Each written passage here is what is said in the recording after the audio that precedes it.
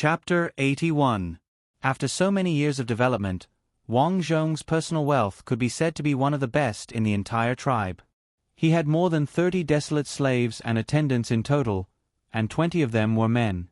As for cows and sheep, he had more than 30 in total. This was because he rarely slaughtered his own sheep.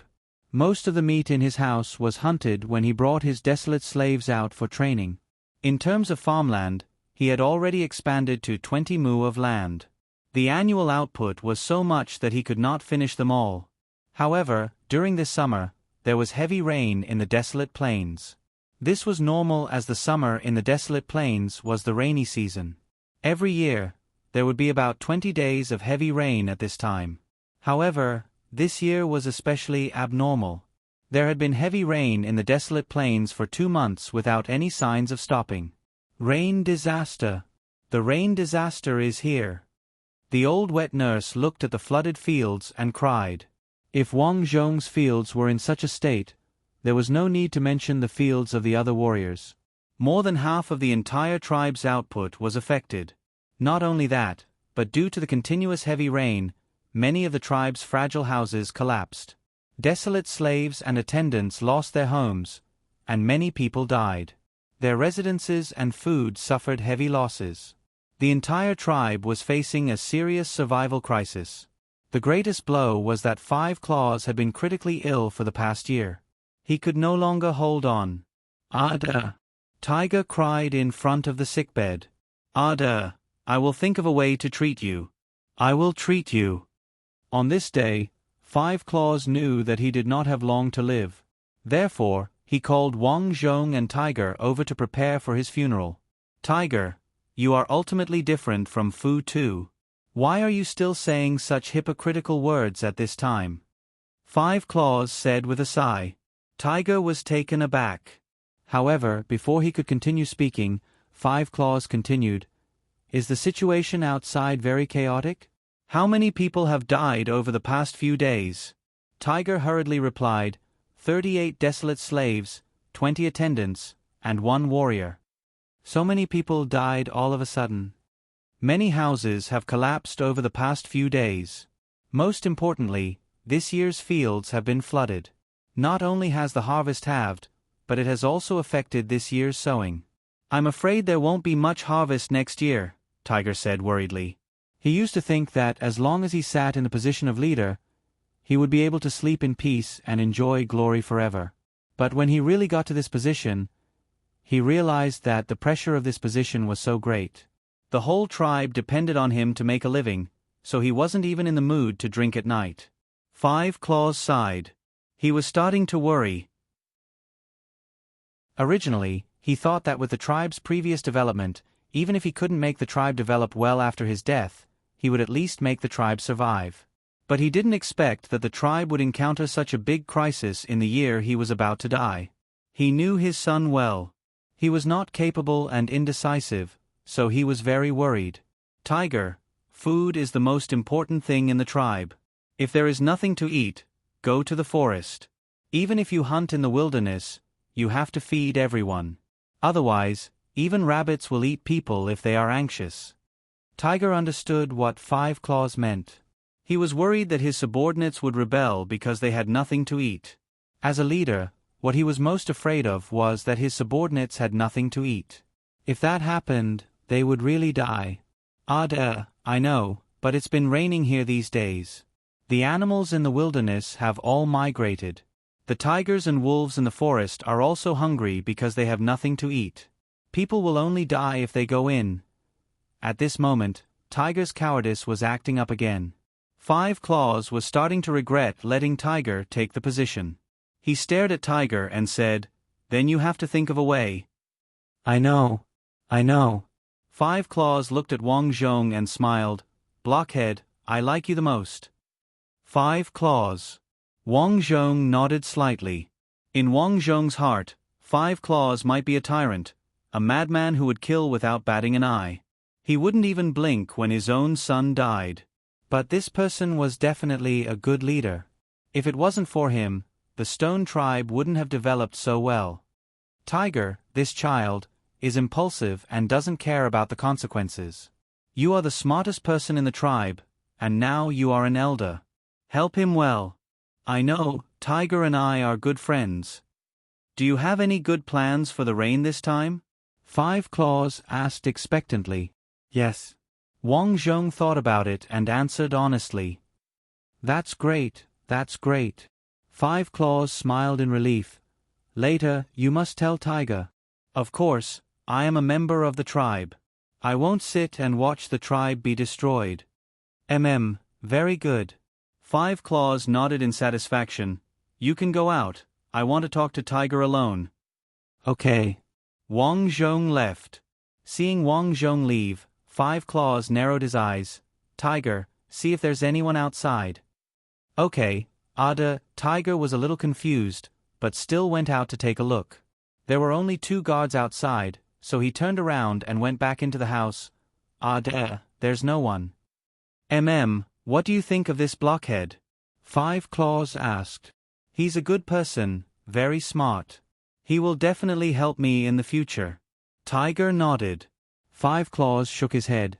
Tiger, promise me that after this rain, when the tribe is developed, you will immediately kill Blockhead. Tiger was stunned. You are confused.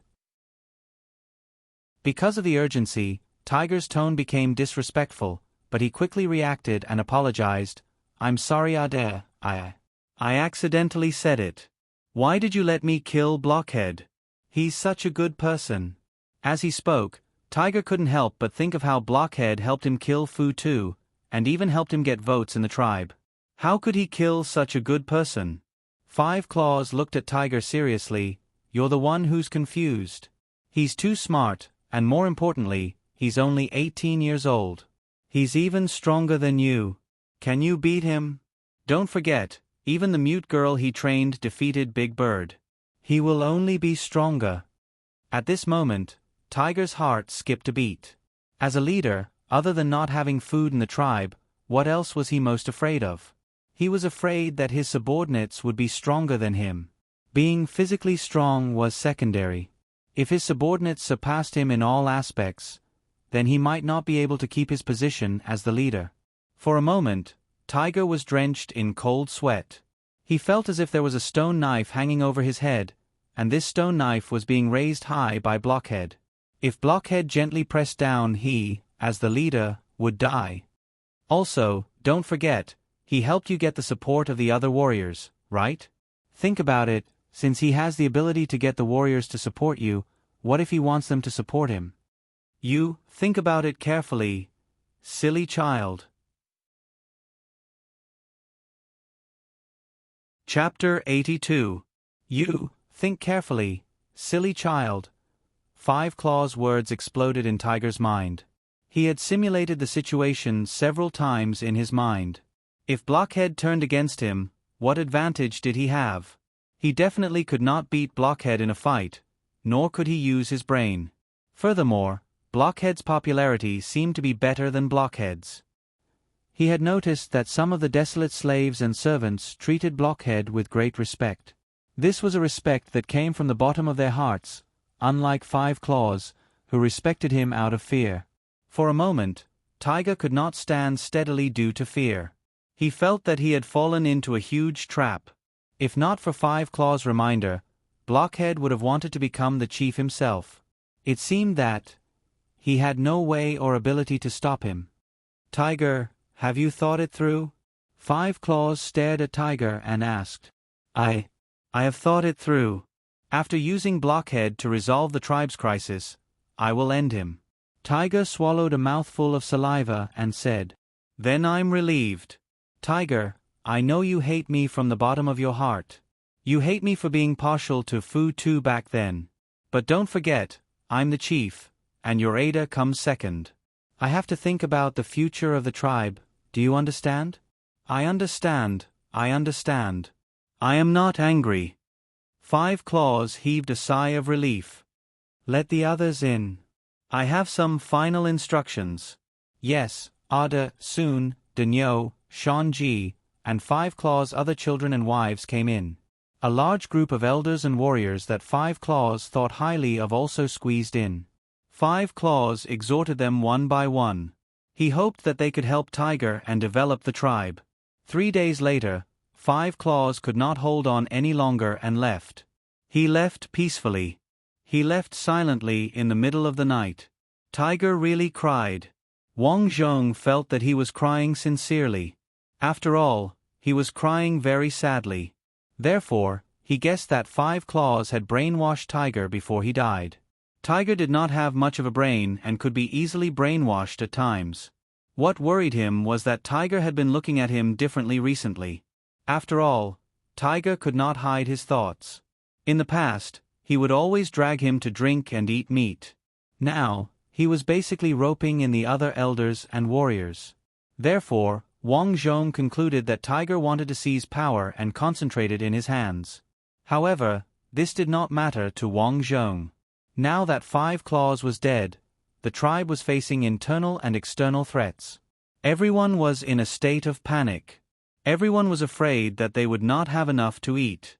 If a tiger wanted to seize power, he had to have the ability to do so. My goal is to unify the great wilderness. Now that I'm 18 years old, I can't wait any longer. Wang Zhong held the mutton milk wine in his hand and slightly poured it on the ground.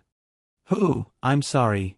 Between us, sooner or later, there will be a falling out. That's right. Wang Zhong wasn't going to wait any longer. He hadn't made a move in the past because Five Claws had accumulated a lot of power, and everyone in the tribe was convinced by him. But now that he was gone, he had nothing to worry about. After Five Claws left, Tiger held a 3-day funeral for Five Claws. The funeral was still held in the rain, but there was nothing to be done about it. The rain was especially heavy this year, and there was no place to store water in the entire wilderness. As a result, the people below were agitated, and even a lot of cattle and sheep died. On the 2nd day after the funeral, Tiger gathered the elders for a meeting. Everyone knows about the current situation. The tribe is lacking in food. Not only will we not be able to last this year, but we will also have less food next year. Does anyone have any good ideas? Tiger looked at everyone and asked. Six Claws, I think we should organize a group of desolate slaves to search for beast packs. As long as we find a beast pack, we can surround and capture it. That way, we can last through this year. When the rainy season stops next year, we will think of something else, an old man in his 50s said. We have searched before, but the beast packs have already migrated. Tiger shook his head slightly, rejecting this suggestion. Then let's just enter the forest. Although there are many ferocious wolves and ferocious beasts, we are not afraid, a strong elder said without any fear. There are too many dangers in the forest during the rainy season. If there are too many casualties among the warriors, it will greatly affect the tribe's foundation. Tiger frowned. This won't do, and that won't do. Chief, tell us what to do. We will do whatever you say, a warrior said domineeringly. Blockhead, didn't you say you had an idea? Tiger asked Wang Zhong hopefully. Everyone looked at Wang Zhong. Everyone recognized him as the smartest blockhead in the tribe. Hence, everyone had high expectations of him. Six Claws, let me calculate the problems we are currently facing. Wang Zhong nodded at everyone. First, food. Second, housing. Housing is easy. Let the desolate slaves live in the servants' quarters. That will save a lot of space. Next is the food problem. I made a rough calculation previously. Our remaining food can last for 3 more months. With the addition of the tribe's cattle and sheep, we have half a year's worth of food. Hence, the situation is not dangerous. Blockhead, what are you saying? Although we have surplus food, if we do not sow now, what about next year? That's right. Furthermore, if we run out of cattle and sheep, who will give birth in the future? Everyone started discussing, raising their doubts about Wang Zhong. Wang Zhong shook his head and said, I have not finished speaking. Why are you all interrupting? His voice was very loud, scaring everyone. When Tiger saw this, he was even more determined to kill Wang Zhong. Listen up. When I said that our food can last for now, it does not mean that we are not thinking of a solution. My solution is to use war to support war. Use war to support war? Tiger raised his eyebrows. I have sent my servants to observe the situation over the past few days. There are other tribes living in the north, south, east, and west of us. These tribes are about the same size as us, and their situation is even more similar. They have also encountered the rain disaster. My preliminary estimate is that they are facing the same food crisis as us. As Wang Zhong spoke, he took out a piece of pelt. This piece of sheepskin had been cleaned, and its back was smooth and tidy. Wang Zhong had used a white stone to draw a map on it. This is a map that I personally drew with us at the center. I have calculated that everyone has a few months' worth of food. However, once they run out of food, these tribes will definitely not sit still and wait for death. They will most likely attack each other to snatch food. Blockhead, you mean, start a war? Tiger reacted, his eyes filled with worry. He had just become 6 claws, and had not enjoyed the glory and wealth. If he immediately started a war, what would happen if he was defeated? The others were also worried. The people here were used to enjoying life. If their leader did not want to fight, who would be willing to risk their lives? Yes, start a war. Because even if we do not fight, these tribes will attack sooner or later. Therefore, we have to strike first. Wang Zhong solemnly shouted, 6 claws, I am willing to lead the warriors to attack. Chapter 83. Blockhead, is there no other way? Once the war starts, it'll be very troublesome. A lot of people will die. Tiger was still a little worried. There's no other way. If we don't strike first, we'll be attacked by other tribes. Moreover, 5 claws just died, so the other tribes won't even dream that we'll suddenly attack. 6 claws, I'm willing to lead the warriors to attack. If we lose, I'll take Blockhead's head. Wang Zhong didn't hesitate to make a military pledge. In any case, this kind of war was very easy for him to fight. All right, Blockhead, how many warriors do you want? There are 109 warriors in our tribe. I need 70 of them, Wang Zhong said. All right, but when the time comes, I'll go with you. Tiger nodded. In his heart, he was still guarding against Wang Zhong. He was afraid that if Wang Zhong led the warriors out, those warriors would listen to Wang Zhong's words. The plan was finalized, and 3 days later, the rain finally eased up a little. Late at night, Wang Zhong and Tiger led the warriors to the Big Bear tribe in the north. Because the tribe's terrain was relatively low, it was the place that had been hit the hardest. Moreover, the number of warriors here was also the lowest, which was why Wang Zhong had set his goal here. To catch bandits, first catch the leader. These days, I found out where the leader of the Big Bear tribe lives. We'll rush over and kill him, then immediately retreat. Wang Zhong said. Blockhead, is it enough to just kill him? Yes, without the leader, the tribe will definitely be in chaos tomorrow.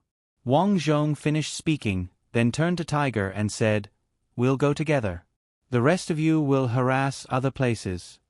After he finished speaking, Wang Zhong, Tiger, and a small army of 20 people rushed in the dark towards the Big Bear tribe's leader's place. At the same time, there were shouts from other directions. The Stone Tribe. The Stone Tribe is attacking. A loud roar was heard, and the leader of the Big Bear tribe, 7 Bears, was suddenly awakened. The people of the Stone Tribe are tired of living. 7 Bears roared and rushed out of the tribe with his weapons. There was already a fight in the distance, so most of the warriors rushed over there. 7 Bears was just about to run when he saw a group of black shadows coming from behind him. He took a closer look, and his expression changed. They were all dressed like the people of the Stone Tribe. It's 7 Bears, kill him. Tiger roared excitedly. The warriors behind Tiger rushed over. Now, only Tiger's 2 guards and Wang Zhong's 2 desolate slaves remained. Suddenly, the tiger groaned and looked at its chest. There, a stone knife had already pierced through him. I'm sorry, 6 claws, he said in a low voice. Tiger turned around and was stunned. The one who had attacked him was actually his own bodyguard. This was a good friend who had grown up with him. At the same time, Wang Zhong's 2 desolate slaves suddenly attacked another guard, instantly killing him. Why? Tiger understood that the guard beside him had already been bribed by Wang Zhong. Tiger, it is not suitable for the tribe to be in your hands. In the dark night, Wang Zhong was expressionless. Now that most people were surrounding the 7 bears, no one knew what was happening here. I am 6 Claws, I am 6 Claws. You bastard, you betrayed me. Tiger looked at Wang Zhong before looking at the guard who had killed him and howled in pain. Unfortunately, his howls were drowned out by the sounds of fighting in the dark night. I hate you. I should have killed you earlier. Don't make the same mistake in your next life. Don't rely on the people around you. After Wang Zhong finished speaking, he nodded at the guard. The guard obeyed and chopped off Tiger's head. Looking at Tiger's corpse, Wang Zhong did not feel any sense of accomplishment. To him, Tiger was too easy to deal with. Not only was he brainless, but he also had a bad memory. In the past, his people had been controlled by Fu too. Now, he actually trusted his guard so much. What Tiger did not know was that he had already bribed this guard. He had even contacted the people around Tiger long ago. At first, he was concerned about this guard. Later, he discovered that he and Airbai were in love with each other, so he gave Airbai to him. In the end, under Airbai's pillow talk, this guard called Day became one of his people and secretly provided him with a lot of information about Tiger. Well done, Day. In the future, you and Airbai will be my trusted aides. Wang Zhong nodded at Day. After being an official of the Great Dragon Dynasty for so many years, he knew how to use people. At this moment, he needed to reassure Day so that he would not think too much. Thank you, Blockhead. Day did not know how to address Wang Zhong, so he could only call him Blockhead. All right, let's proceed according to plan. 6 Claws was killed. Day roared, and the group of warriors who were surrounding the 7 bears changed their expressions. 6 Claws was killed. As an elder, listen to me and kill the 7 bears first. Wang Zhong quickly shouted at the crowd. For now, he needed to stabilize the situation. Everyone gritted their teeth and continued to attack the 7 bears. You guys have guts, I hate you. Although the 7 bears tried their best to break through the encirclement, they could not hold up against Wang Zhong's people. Many of them were exhausted and finally fell to the ground. Puchi! Wang Zhong cut off the 7 bears' heads and turned to Day, shouting, Carry 6 Claws' corpse and leave. Yes. Day carried 6 Claws' corpse and head and quickly ran away. Woo woo woo. The Stone Tribe blew the slogan of retreat. In the end, after leaving behind a dozen warriors' corpses, the Stone Tribe retreated. After returning, when the people of the tribe saw Tiger's corpse, the entire tribe was in an uproar. 6 Claws was dead, and there was no leader. What would they do in the future? The desolate slaves and servants panicked. They had lived for most of their lives, but they had never encountered such a situation. Stop arguing. As the eldest son of 5 Claws, I should be the leader, Dainyu stood up and said. Humph, who do you think you are? I should be the leader, Shanji also stood up and said rudely. Shanji, you are the younger brother. Dainyu, why don't we have a competition? Stop arguing. At this time, Wang Zhong finally walked out with a group of desolate slaves and servants. 6 Claws is dead, and we are still at war with the Big Bear tribe. You two actually have the mood to argue? Wang Zhong glanced at the 2 people's faces and shouted, Since our tribe is still at war, as the commander, I will be the leader for the time being. That doesn't make sense, right? An elder frowned. Yes, you are not the son of 5 Claws. A warrior standing on Dainyu's side also frowned. Then who do you think will win if the 2 of them lead the team? When the Big Bear tribe attacks tomorrow, what will you do? No, the team can't be led by you, Shanji shouted without hesitation. Is that so? Then let's have a competition. Wang Zhong raised his stone knife. Shanji frowned. Although he didn't want to go against Blockhead, if he didn't fight this time, the entire tribe would really fall into Blockhead's hands. Kill him. Shanji thought of this and quickly rushed over. Kill. Wang Zhong jumped up and raised his stone knife high. Bang! The huge force caused Shanji's arm to go numb. He felt some regret. Blockhead's strength was too strong, and he was no match for him. But before he could respond, Wang Zhong's stone knife had already slashed horizontally. Not good. Shanji's heart was alarmed, but it was too late. A gust of wind blew past his ear, and he felt a chill on his neck. I'm dead. Shanji felt like he was flying, but he couldn't sense where his body was.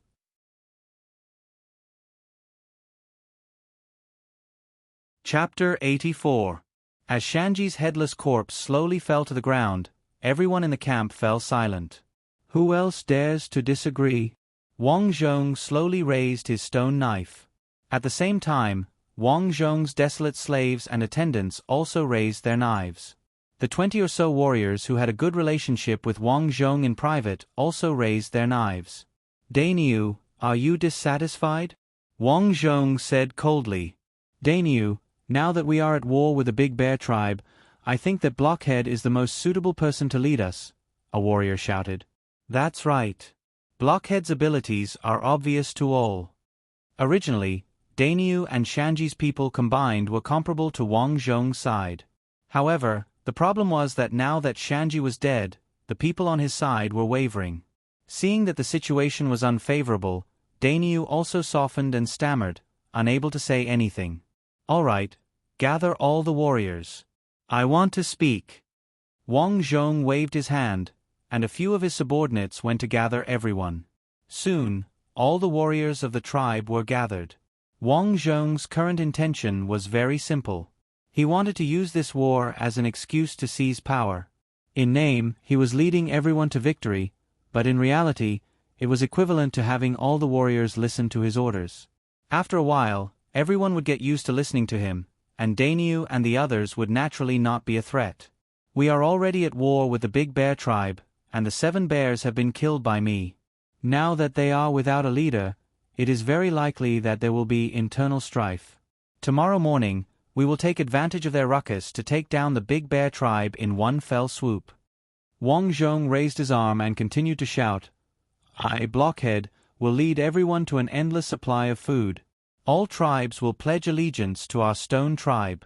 However, if anyone dares to disobey my orders, they will be killed without mercy. Wang Zhong was threatening them in front of everyone. Some of the people who were still dissatisfied with him shrank back, not daring to say anything. Even Wu Zhua's former wives trembled as they looked at Wang Zhong. However, no one could do anything to Wang Zhong. Currently, Wang Zhong was the most powerful person in the tribe, and he had the most warriors supporting him. Anyone who didn't have any weight would be courting death. The next day before dawn, the spies that Wang Zhong had sent out reported that it was just as he had guessed. After the 7 bears of the Big Bear tribe had been killed, none of his 4 sons were willing to submit to anyone else. They had organized their own men overnight and were ready to fight. Mute girl, have the archers get ready. We must quickly take down the Big Bear tribe in today's battle. Wang Zhong ordered. Got it. The mute girl nodded. In the past few days, Wang Zhong had trained a total of 30 archers. These people were originally slave girls.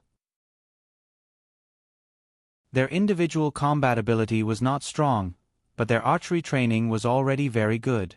The archers were ready, and the 70 warriors were also ready to go. Behind him was a group of desolate slaves and servants wielding javelins. As for the other warriors, Wang Zhong arranged for them to stay in the camp in case of any accidents. Wang Zhong had also made some calculations about this war. The Big Bear tribe had about 100 warriors. If they attacked, the 30 archers and 50 javelins would be able to eliminate a wave of warriors. It was worth mentioning that the people of the other tribes did not know how to javelin throw, which was why Wang Zhong dared to take the risk of starting a war. In terms of weapons, they had a great advantage. However, Wang Zhong had not expected that after arriving at the Big Bear tribe, this group of people would actually start fighting among themselves. As a result, he simply stopped attacking and waited for them to finish fighting. The internal war of the Big Bear tribe lasted for more than 2 hours. The entire tribe, which had originally been in the southeast corner, was suddenly thrown into chaos.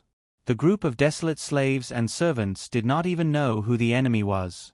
They only saw the warriors killing each other. In order to avoid being killed for no reason, they all fled. Blockhead, a group of people are escaping.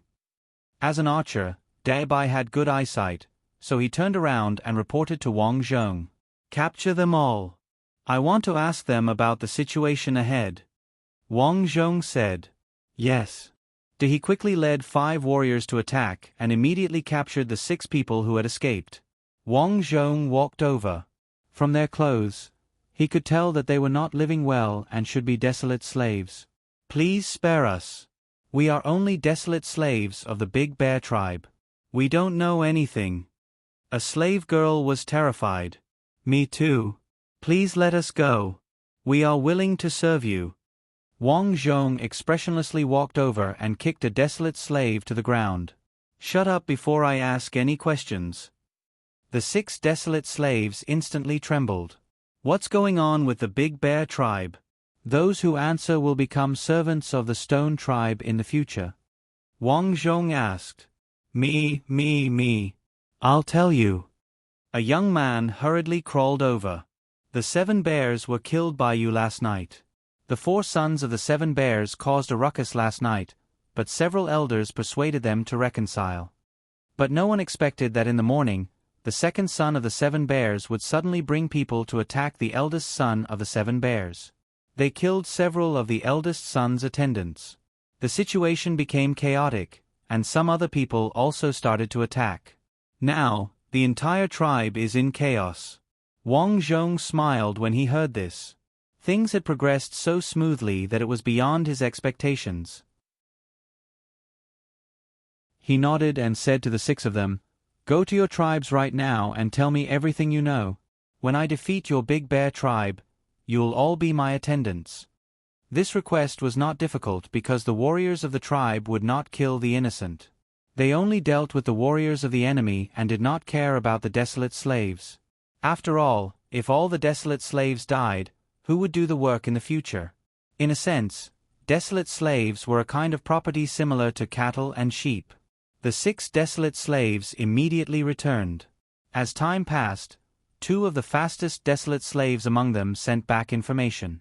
The 7 bears' eldest son was seriously injured, but the elders who supported him still had the advantage. The 7 bears' second son and 4th son had been hacked to death, and the warriors who supported them supported the 7 bears' third son. The third son had already led people to surround the 7 bears' subordinates. After a short negotiation, the third son suddenly issued an order to attack, and the 2 sides fought again. The third son won a Pyrrhic victory, and half of the Big Bear tribe's elders were killed or injured. After hearing this news, Wang Zhong ordered, "Everyone, listen to my orders. Our target is the Big Bear tribe. Charge!" The mighty army of 100 people trotted over. The sky was still falling, and the entire Big Bear tribe was covered in rivers of blood. The 7 bears' third son had just been immersed in the excitement of becoming one of the 8 bears, but when he heard that the Stone tribe was attacking, he was so scared that he fell to the ground. "Great Elder, how many warriors do we have left?" There are only 30 that can move." After the Great Elder finished speaking, he gritted his teeth and chopped down at the 7 bears' third son's head. In an instant, the 7 bears' third son's head flew out. Then this person picked up the head and rushed out, shouting, "This is the head of the 8 bears, we surrender."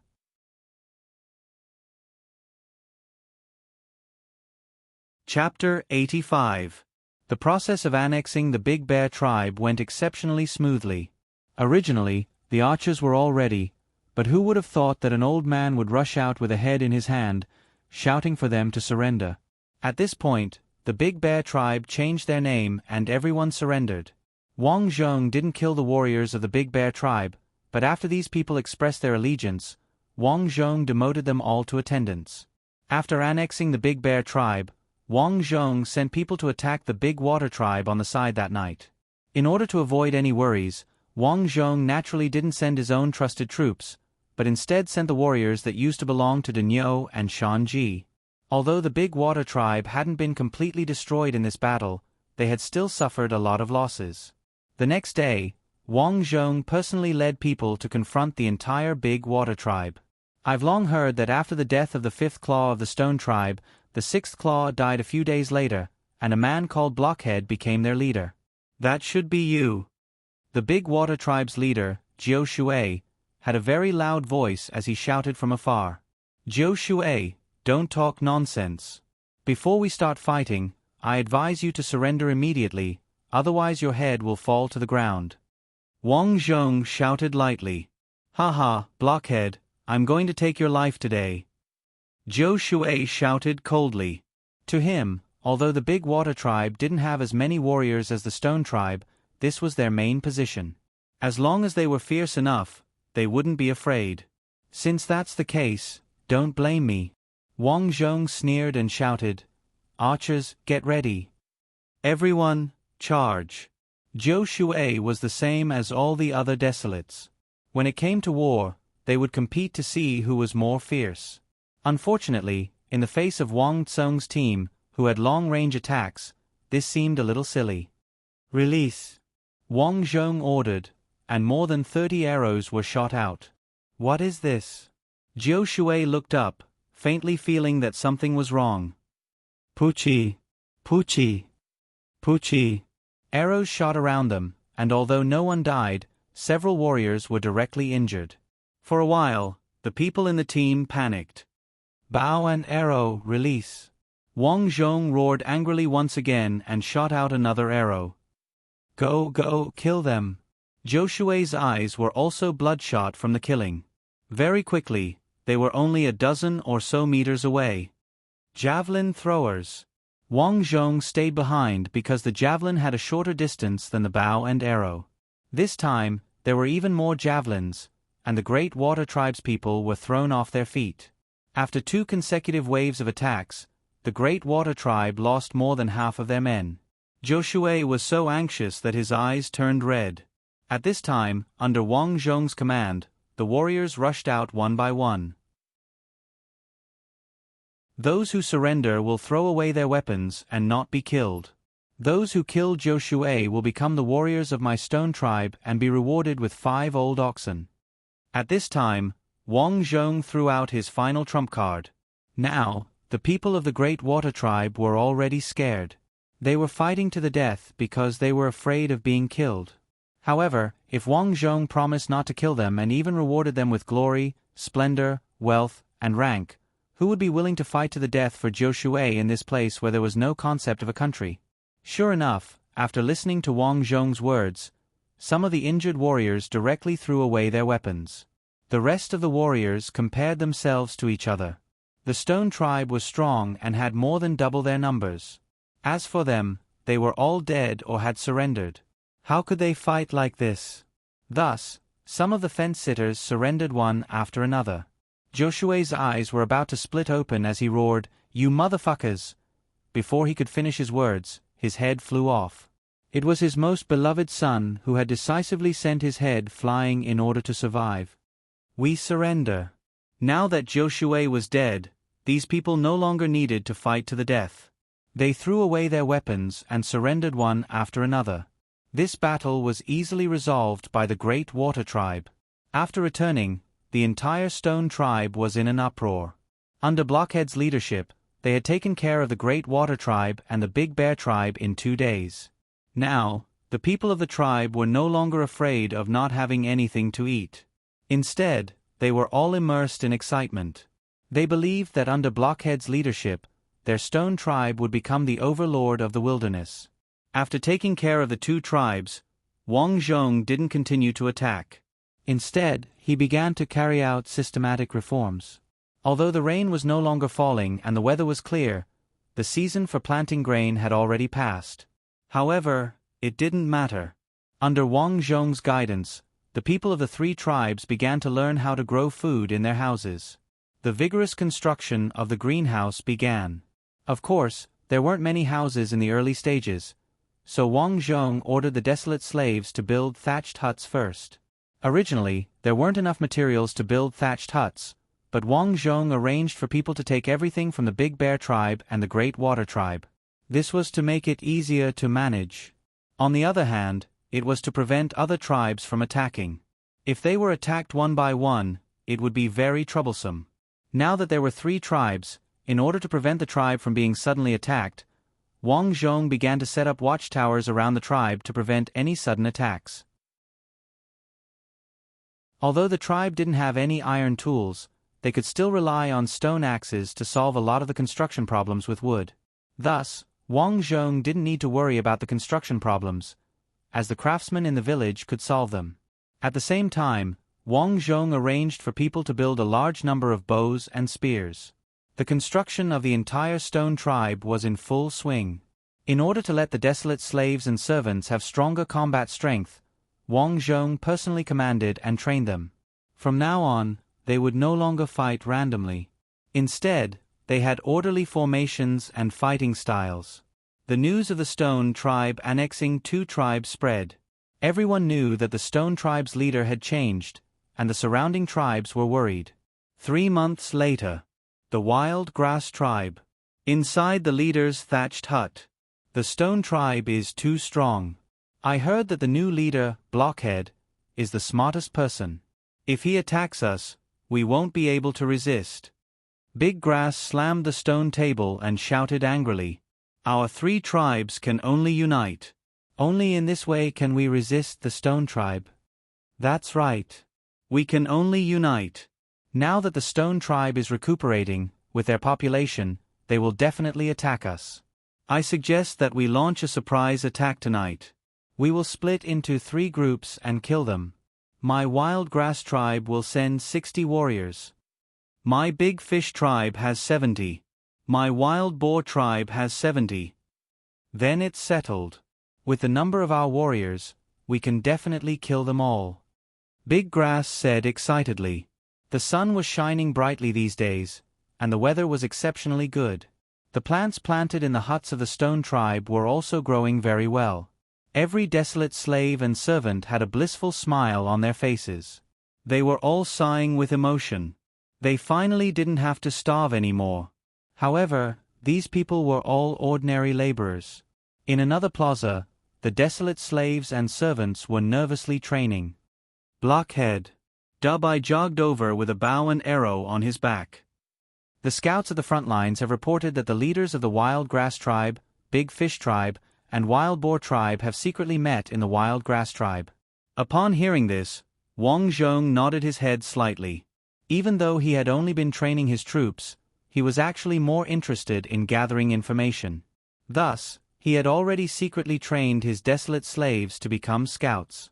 At first, they were only responsible for monitoring the people and matters in the tribes. After unifying the tribes, he began to have these scouts scout the nearby tribes every day.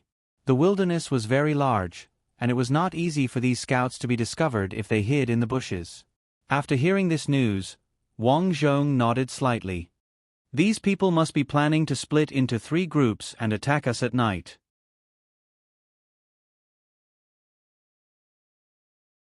Chapter 86. Soon, Wang Zhong stopped the training of the desolate slaves and began to make preparations. From today onwards, no one in the tribe is allowed to leave. On the square, Wang Zhong was the first to issue an order to Day. Day was stunned and asked, "Blockhead, why? You are my trusted aide. Remember, apart from me, you can't trust anyone else. I'm worried that someone in the tribe will leave and report. Do you understand?" Wang Zhong was also taking precautions. He did not want his deployment to be known by others. "I understand." Day nodded. During this period, Wang Zhong had arranged a 20-man law enforcement team for him to manage the people and matters in the tribe. After Day left, Wang Zhong began to prepare the next trap. Their tribe had about 150 warriors, but that was not his greatest strength. Instead, it was the desolate slaves and servants. Individually, these people might not be as strong as warriors, but once they were organized, even 200 warriors would not be a match for them. This was also Wang Zhong's greatest trump card. Of course, he also had an archery team and a spear-throwing team. However, these people could not aim in the dark, so they could not be considered his greatest trump card. At night, everything was silent. In the boundless wasteland, the moon tonight was especially big and round.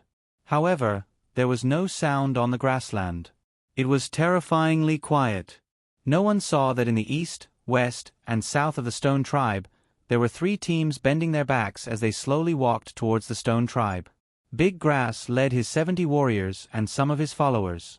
He said softly to the back, "Later, all of you better be alert. Kill the warriors you see. Don't just think about snatching things.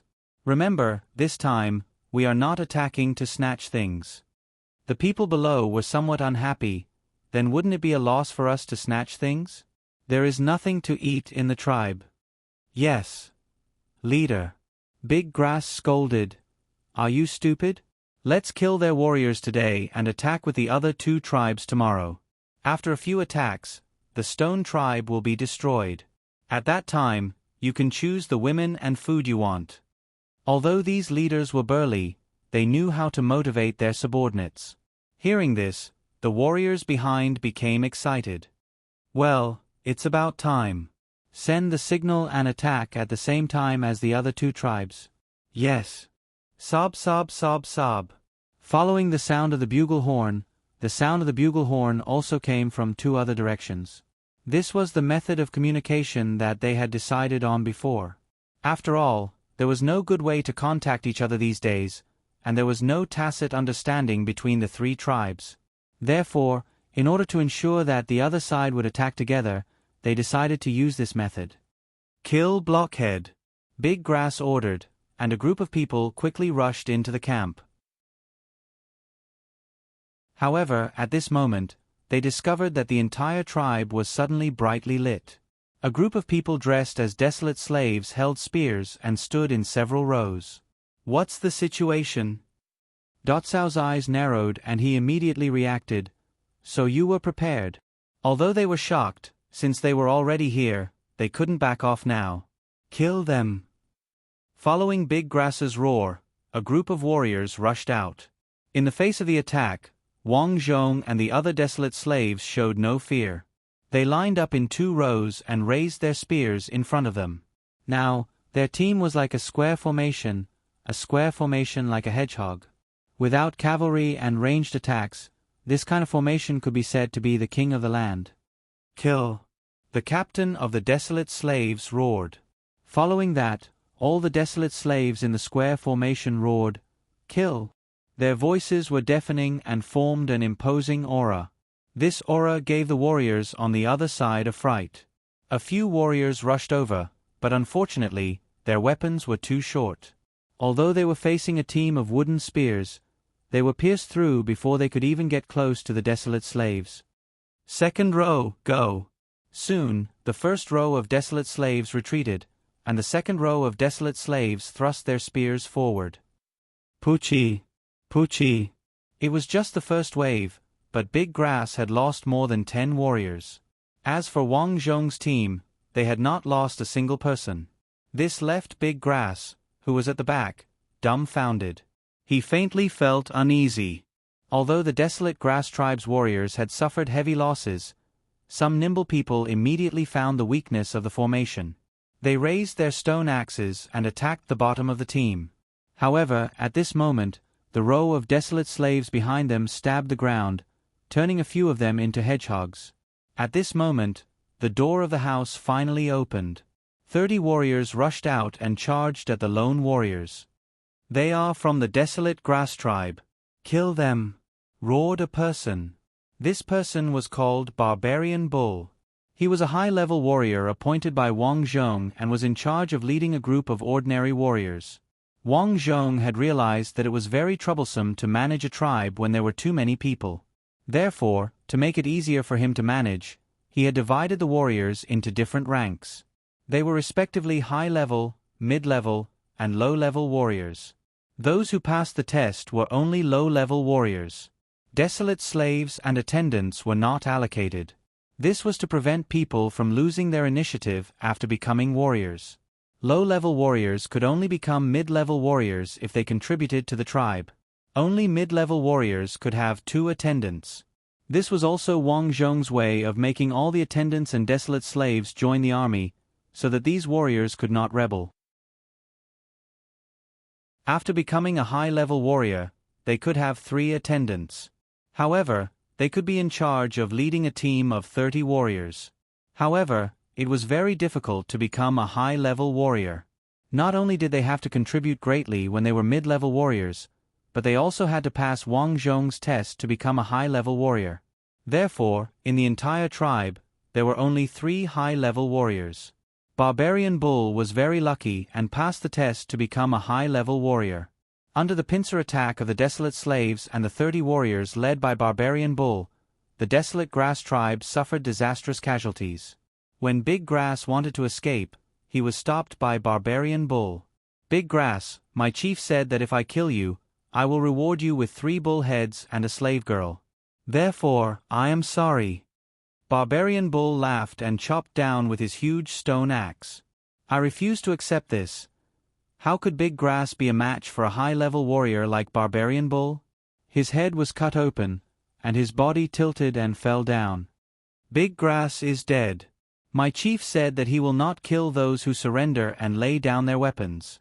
Barbarian Bull raised Big Grass's head and shouted. At this moment, the group of warriors, who were already at the end of their rope, saw that their chief had died. They instantly lost the will to resist and threw down their weapons and knelt on the ground. This scene also happened in the other 2 places. The chief of the Big Fish tribe died the earliest, so he surrendered immediately. As for the Wild Boar tribe, they resisted for a while. However, after the other 2 battles ended and countless warriors came to support them, the Wild Boar tribe was finally defeated. Their chief, Ten Pig, finally broke out of the encirclement with only 4 warriors and escaped. Wang Zhong did not fight this time. Instead, he personally led a group of trusted aides to guard the rear.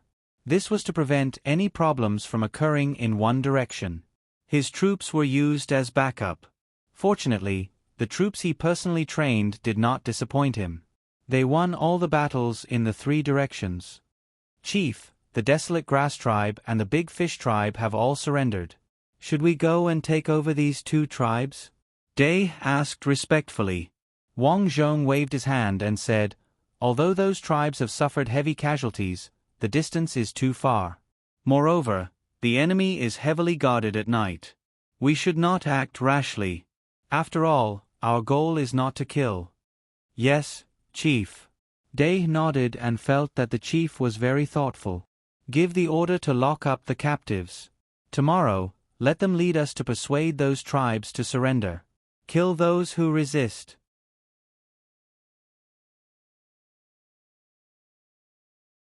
Chapter 87. It was already late at night. However, Wang Zhong was still awake. The mute girl woke up and saw Wang Zhong studying something on the stone table. She couldn't help but feel sorry for him. She got up and added some firewood to the fire beside Wang Zhong. She placed a bowl of mutton soup on the side and said softly, "Blockhead, it's late. Why aren't you resting?" Wang Zhong didn't even turn his head and said, "Mute girl, how big do you think the wasteland is?" "I don't know." The mute girl tilted her head. She didn't understand why Blockhead would ask this. After so many years, the desolate people had gotten used to living in this boundless wasteland. They had never thought about what was outside of the wasteland. Wang Zhong said, "After obtaining the wealth of 5 claws and some other tribe leaders, I found some maps among their supplies." Wang Zhong pointed at the map that had been spread out in front of him. The map drawn on the sheepskin was very blurry and looked like it was from a long time ago. There were many mistakes in many places. However, Wang Zhong had lived in the wasteland for many years, so he could still recognize some of the maps on it. "This map is very big. Our stone tribe's location is not bad. There are forests and stone fields around us. However, no one has ever passed through the forest. No one knows what lies at the end of the forest." Wang Zhong's tone was a little regretful. His mission in this life was to unify the wasteland. However, after obtaining these maps, he realized that the wasteland was really too big. These maps didn't even show where the edge of the wasteland was. It seems that after dealing with the surrounding tribes, the first thing to do is to design a suitable means of transportation. The next day, before dawn, Wang Zhong led a team of more than 100 people. He brought the surrendered warriors and attendants of the Wild Grass tribe to the Wild Grass tribe. As for the Big Fish tribe, Wang Zhong arranged for the Mute Girl and Big White. These two women now had their own troops and had the ability to take charge of a certain area. Therefore, Wang Zhong decided to let them lead people to persuade the Big Fish tribe to surrender. After all, he would have to fight for many years in the future. He couldn't do everything himself. After arriving at Big Fish's Wild Grass tribe, sure enough, Big Grass' eldest son led the remaining 30 warriors and rushed out. It was a pity that after seeing the huge army behind Wang Zhong, fear appeared on their faces. Wang Zhong threw Dacao's head to the other side and shouted, "Dacao is dead." "Dead? No wonder he didn't come back last night. He's really dead." For a moment, the warriors of the Wild Grass tribe were in chaos. "I believe you've all heard of the rules of our Stone tribe. As long as you surrender, we won't kill you. Those who were originally warriors can directly become warriors of our Stone tribe. As for the others, I'll guarantee your safety. From now on, you'll be part of our Stone tribe," Wang Zhong said calmly. As Wang Zhong's words fell, the minds of the people of the Weed tribe became active. Even the sons of Big Grass became timid. People in the wilderness did not have the concept of revenge, nor did they have the tradition of fighting for the tribe. For them, all wars were for food and women. In other words, they were fighting for themselves. Now that Wang Zhong promised not to kill them, they had no reason to continue fighting. Wang Zhong also saw this characteristic of the Desolate, so every time they fought, he would persuade them to surrender. "That? You promise you won't kill us?" someone on the other side shouted. After that, many people looked at Big Grass' eldest son. They were all worried that Big Grass' son would not agree to surrender. Wang Zhong nodded and said, "You can see that I have many warriors from other tribes around me. They can survive and become members of our Stone tribe. Why can't you?" After that, Wang Zhong changed the topic. "Of course, if you continue to resist, I promise I'll cut you into pieces." The people on the other side suddenly became nervous. In fact, people with discerning eyes could see the strength of both sides at a glance. Fighting with Wang Zhong's people was like hitting a rock with an egg. "Surrender, we surrender." At this time, Big Grass' son, who was the most worried, directly threw away his weapon and rushed over to shout. Wang Zhong nodded in satisfaction. This was the result he wanted. After dealing with the Desolate Grass tribe and the Big Fish tribe, Wang Zhong led 200 warriors and 300 desolate slaves towards the Wild Boar tribe in a grandiose manner that night. However, after arriving, Wang Zhong found out that the Wild Boar tribe's leader had already been beheaded by his subordinates and given to Wang Zhong as a gift. Wang Zhong was very satisfied. Dealing with the Wild Boar tribe without shedding a drop of blood was very important to his reputation. In just a few months, the Stone tribe had annexed several tribes. For a time, the other tribes were in a state of panic. After all, everyone's tribes were about the same size. Now, Wang Zhong had more than 10,000 people under him. The number of warriors was close to 500. Who in the nearby tribes could be his match? However, what made these people heave a sigh of relief was that as long as they surrendered, the Stone tribe would not kill them. This made many people give up on fighting. Another strange thing was that many people were curious. Could the Stone tribe support so many people? It was indeed very difficult to support them. This was also Wang Zhong's biggest problem. During the rainy season a few days ago, there was a shortage of food in the entire Great Wilderness. After that, Wang Zhong used war to support war, allowing the tribe's food to be buffered. Furthermore, by planting crops in the house, the food supply was stable. However, now that the population was increasing, the tribe's method of storing food was still primitive. It was somewhat wasteful. Therefore, after looking at the map, Wang Zhong immediately decided to temporarily cease fighting and allow the tribe to develop well. As the population increased, the entire tribe became crowded.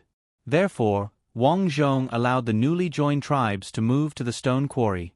The stone quarry was not far from the original tribe. It took about half an hour to walk there. It was very convenient. In terms of planning, the stone quarry was planned to be larger. There would be 5-meter-tall watchtowers built around it for vigilance. In terms of food, he would arrange for 3 teams of 30 people to hunt in the forest every day. Other than hunting, they would also pick wild fruits and look for any edible food. As for the entrance of the forest to the stone quarry, Wang Zhong specially designed clothes that could completely seal people up. He then sent someone to wear the clothes and burn the super hornet's nest in the forest with a torch. What surprised him was that the fire was very big. The entire forest was on fire. It burned continuously for more than a month before it gradually disappeared. Wang Zhong was very excited about this. He looked at the countless charred wood at the edge of the stone quarry and sighed, "With so much wood, I can definitely build many houses." In the blink of an eye, it was the end of another year. However, this year, Wang Zhong did not conduct any warrior assessment. In his opinion, the warrior assessment was not only a waste of time, but also meaningless. If he wanted his subordinates to be strong, he had to rely on the collective strength. No matter how strong an individual was, how powerful could he be? Therefore, this year, Wang Zhong stood on the square and looked at the countless people below. He officially announced that the warrior assessment was officially cancelled. The warrior assessment is cancelled. Some of the desolate slaves who wanted to participate in the assessment were shocked. However, most of them were disappointed. This was because many of them wanted to rely on the warrior assessment to make a comeback. However, Wang Zhong's following words excited all the desolate slaves. "I announce that from today onwards, all desolate slaves are cancelled. Desolate slaves are allowed to own their own property. Regardless of whether they are servants or warriors, they will be handed over to the enforcement team for punishment if they beat or kill others."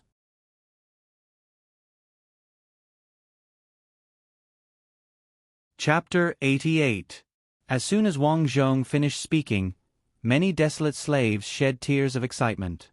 In the past, they had lived in fear. If they did not do well, they would be scolded or beaten by their masters. Even if they were beaten to death, no one would say anything. However, it was different now. In the future, they would no longer be lowly desolate slaves. They could have their own property. Now, the tribe had a law enforcement team. Even if the warriors wanted to beat them, they could not be beaten. For the first time, they felt a sense of belonging in the stone tribe. They no longer wished to become desolate slaves. They wanted to protect the stone tribe. Only in the stone tribe could they be normal people. Protect the stone tribe. Every desolate slave thought this. This news did not affect the servants. On the contrary, many servants welcomed this law. This was because the warriors could not beat them as they wished. However, after Wang Zhong spoke, some warriors felt somewhat dissatisfied. After all, the desolate slaves were their property. They could be beaten or scolded. Now, the desolate slaves were protected by the law. No one would feel happy about that. However, while they felt dissatisfied, no one dared to question Wang Zhong's decision. Even Wu Hua's former sons were very obedient to Wang Zhong. This was especially so for Daniel. He was afraid that Wang Zhong would take revenge on him. Daniel had already proposed to give the position of chief to Wang Zhong. However, Wang Zhong did not say anything, sparing Daniel's worthless life. Wang Zhong's prestige was too great. Under his management, the warriors' authority was greatly reduced. Furthermore, Wang Zhong used servants and desolate slaves the most. The warriors had seen those people fight before. They were not inferior to them. Hence, they only felt dissatisfied in their hearts. No one dared to express it. Now, I will continue to announce that the property of everyone in the tribe will be protected. Thieves will work as coolies for 3 years. Robbers will work as coolies for 10 years. For those who gather a crowd to fight, those who take the initiative to attack will work as coolies for 1 year. For those who take liberties with women of good families, they will work as coolies for 3 years. For those who take liberties with the wives and daughters of prostitutes, they will work as coolies for 10 years. As there were not many people, these were the laws that Wang Zhong announced for now. It was mainly to reduce conflicts within the tribe. After all, the population was increasing. If there were no rules, it would easily lead to riots. With these laws, not only would the servants and desolate slaves have a stronger sense of belonging, but they would also be united. There would not be any conflicts in the tribe, and they would be able to develop better. At the same time, Wang Zhong gathered everyone in the tribe who had skills. There were stonemasons, carpenters, and architects. These people added up to hundreds of people.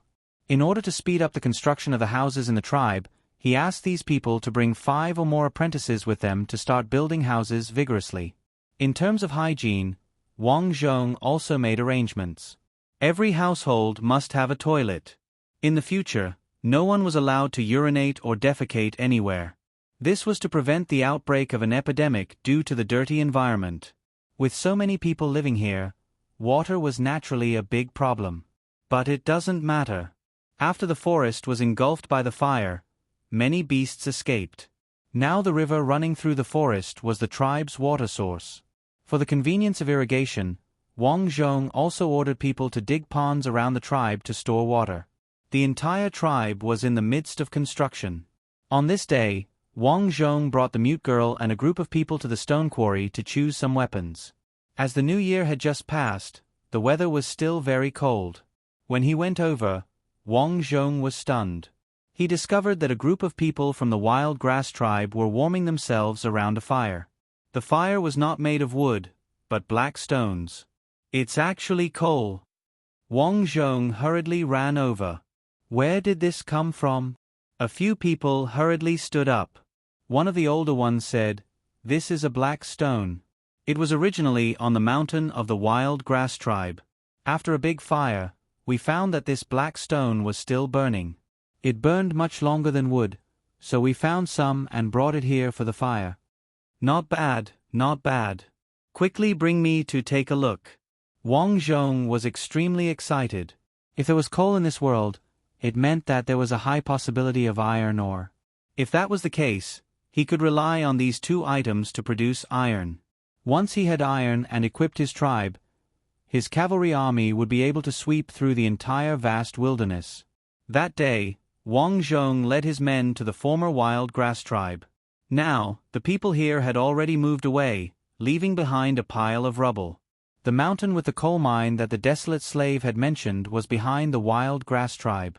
The tribe was built on the mountain, and the terrain was quite good. There were not many trees on the mountain, so after taking a few steps, one could find large chunks of coal under the soil. An idea formed in Wang Zhong's mind as he looked at the coal. After returning, Wang Zhong found 5 carpenters and began to design handcarts. This way, it would be much more convenient to transport things in the future. Of course, he did not know how to do it himself, so he only designed the blueprints and got the carpenters to slowly make it. At the same time, he ordered people to capture the elephants and bison in the wilderness. He planned to domesticate these animals and use them as transportation power in the future. The tribe developed in an orderly manner. In the blink of an eye, Wang Zhong was already 22 years old. Over the years, he and the mute girl had 2 fat sons, and the tribe's population increased by 1/3. As for the fields, the desolate slaves and servants had their own property, and Wang Zhong only required them to hand over a portion of their output every year. Therefore, they were very enthusiastic and worked exceptionally hard to open up new lands. Therefore, there was already a lot of land. Over the years, Wang Zhong had sent his subordinates in all directions and had them draw maps of the places they went and hand them over to him. Now, there was a large map drawn on the wall of Wang Zhong's wooden house. And now, Wang Zhong finally had a clearer understanding of the entire vast wilderness geography. To the south was a boundless forest, to the north was an endless mountain range, and to the east and west were tribes of various sizes. As everyone in this world traveled long distances by walking, Wang Zhong did not know what the situation on the other side was like after dealing with these tribes. Iron, I need iron and horses. Wang Zhong looked at the map and frowned. Blockhead, blockhead. At this moment, the mute girl came in with 2 servants. She had a look of joy on her face. Mute girl, what's wrong? Wang Zhong turned around. Typically, the mute girl would not be so excited unless she encountered something that made her happy. After they entered the house, a skinny monkey walked in. He was young and looked travel-worn. It seemed like he had been wandering outside for a long time. Wang Zhong naturally knew who this person was. He was the person he had arranged to draw the map. Typically, Wang Zhong would send such people out for a month. During this time, not only did they have to draw the map, but they also had to find things he needed. For example, horses and iron ore. These people naturally did not recognize these things, but it did not matter. Before they set off, Wang Zhong had not only described the characteristics of these things to them, but he had also drawn them. Wang Zhong remembered that this person was called Skinny Monkey. He did not have much strength and was very thin. In the past, he was bullied by many people in the Big Fish tribe. However, he had a specialty, which was that he could run fast. Therefore, Wang Zhong found him to be a pathfinder. After every pathfinder returned, they had to meet him to report what they had seen and heard in the past month. If there was a major discovery, he would reward them with many things. Skinny Monkey, look at how excited you are. Did you discover something during this trip? Wang Zhong looked at him sternly.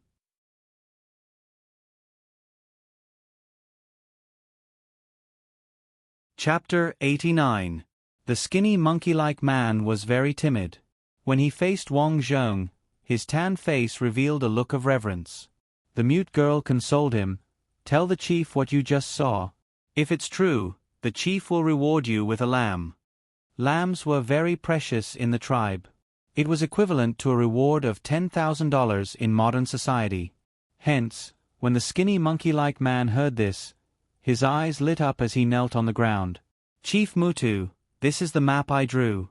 I listened to you and circled around those tribes. After passing by more than 10 tribes, I discovered something called a horse. You discovered a horse. Wang Zhong's eyes lit up. He knew it. How could there be no horses in the grasslands? From the looks of it, it was not that there were none. It was just that the wilderness was too big. Tribes would at most interact with the surrounding tribes. Hence, they did not know about the outside world. It's a horse. I saw it with my own eyes. I even saw someone riding a horse. Right, I met a desolate slave who was working outside. He said that they were a horse tribe. Those horses were caught and only the chief and a few elders had the right to ride them. The skinny monkey-like man replied respectfully. Oh, not bad. Wang Zhong nodded his head slightly. From this, he could deduce that the horse tribe had only begun to tame horses. They did not know how to use horses to fight. Otherwise, the horse tribe could probably sweep through the entire wilderness with their cavalry. At this moment, he already had an idea. Over the years, the stone tribe had rested for many years. They no longer lacked food and animals. The housing had also improved greatly. Everyone had a house to live in. As for the soldiers, there were a total of 1,000 regular soldiers and 2,000 reserve soldiers. These people knew how to cooperate with each other. They would definitely not be careless when fighting. Oh, it's about time to sweep through. That night, Wang Zhong gathered the upper echelons of the tribe for a meeting. Everyone, the tribe has already developed to this point. There are no longer any enemies in the surroundings. Hence, I plan to send out troops to occupy the other tribes. Wang Zhong stood in front of the wall with the map hanging on it and said, There are 7 tribes around us. The tribes are not large in scale. In the past, we did not deal with them because we wanted to recuperate. Now that our tribe is so strong, we can deal with them. Once we get rid of them, we won't have to worry about anything else. We can charge straight in. Wang Zhong took the white stone and drew a path towards the horse tribe. Chief, why are we attacking this tribe in a straight line? Someone asked curiously. That's right. There are several tribes along the way. Wouldn't it be troublesome to leave them alone? Wang Zhong said, because I need an animal from this tribe. He didn't explain too much. Instead, he came up with a few plans. In order to save time, Wang Zhong planned to deal with these tribes in 3 days. However, he didn't realize that he had overestimated the resistance of these tribes. Seeing Wang Zhong lead his army to attack, these tribes did not resist at all. Instead, their leaders led their people to surrender. This made Wang Zhong a little stunned, but he soon felt relieved. In the end, the advantage of his army was too great. Not only did they have long-range attacks, but they were also well-organized, well-trained, and disciplined. These advantages were not something that ordinary tribes could compare with. After taking over these tribes, Wang Zhong didn't let them live here. He thought about it. His tribe was still too small.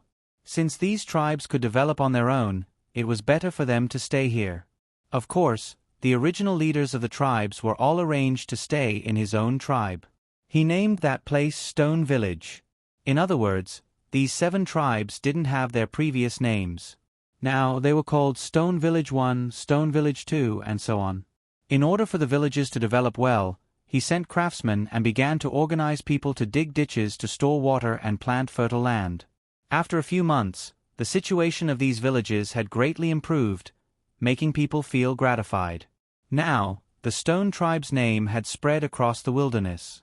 The other tribes were in a state of panic, afraid that the Stone Tribe would attack. Wang Zhong didn't care about this anymore. Now that he had enough soldiers, he didn't have to worry about dealing with these tribes. Now, the most important thing was how they were going to travel a long distance. Fighting a war required logistics. Without good logistics, it would be a problem for the army to eat, drink, and go to the toilet. For example, drinking water. If they casually drank dirty water outside, it might cause diarrhea. At that time, it would be very harmful to the army. However, very quickly, Wang Zhong found a very good idea. He prepared to use these villages as a foothold for the army. This way, not only would they not have to carry food, but they would also have a place to stay. Thus, he once again began to attack the tribes in the direction of the Horse Tribe. As the number of villages increased, they all became footholds. A year later, the Stone Tribe's village was very close to the Horse Tribe. Now, the Stone Tribe had 18 villages. The original leaders of these tribes were all arranged to work in the Stone Tribe. The management was managed by Wang Zhong's trusted aides. The Horse Tribe naturally discovered this long ago. After some consideration, the Horse Tribe's leader, Dama, finally decided to surrender. At least this way, he could keep his wealth. If he stubbornly resisted, even 10 lives wouldn't be enough to kill him. Everyone remember, these are the horses of the Horse Tribe.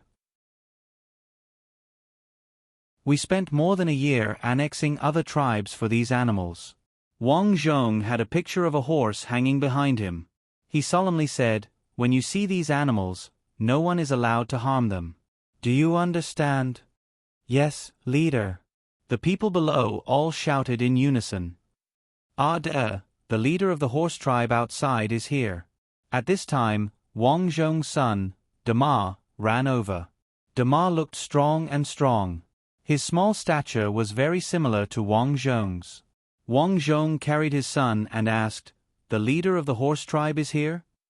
"Yes, they also brought the horse you always wanted," Dama said in a childish voice. "Good, since they obediently came over, let's go out." At this time, the Horse Tribe's leader, Dama, and his 30 warriors walked into the tribe. They clearly remembered that this tribe used to be called the Tiger Tribe. There were 200 warriors in the tribe. However, in one night, the Stone Tribe led countless people to attack this place. Although the leader resisted with all his might, he still died. Now, the head of the Tiger Tribe's leader was hanging at the entrance. The Tiger Tribe was no longer called the Tiger Tribe. This place was called the Stone Tribe's Tiger Village. "Leader, I heard that as long as we surrender, the Stone Tribe won't kill us." An elder of Dama respectfully reminded, "Fortunately, we took the initiative. If the Stone Tribe's leader is happy, he might even make you the village leader." Dama nodded. Let's wait and see. I hope the Wood Tribe's leader is easy to talk to. As he spoke, Dama stroked the horse he had brought over. His tribe raised more than 20 horses. Relying on these horses, they could travel very far. It was very suitable for escaping. He believed that the Wood Tribe's leader would definitely like such a good thing. Finally, Wang Zhong walked out. After seeing Wang Zhong, Dama was slightly surprised. He didn't expect that the Stone Tribe's leader who shocked the wasteland was such a young person. However, after the shock, he immediately half knelt on the ground and lowered his head to Wang Zhong. I am the Horse Tribe's leader, Dama. I know that the Wood Tribe's leader is here, so I brought 5 horses for you. Wang Zhong nodded. This leader was quite sensible.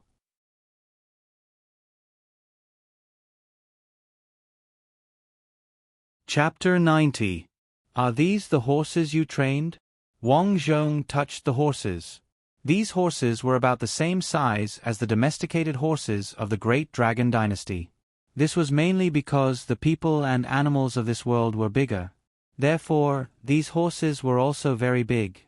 A warrior sitting on them would not cause much of a burden to these horses. Yes, Chief Mutu. Speaking of which, these horses were also domesticated by me when I was Ada.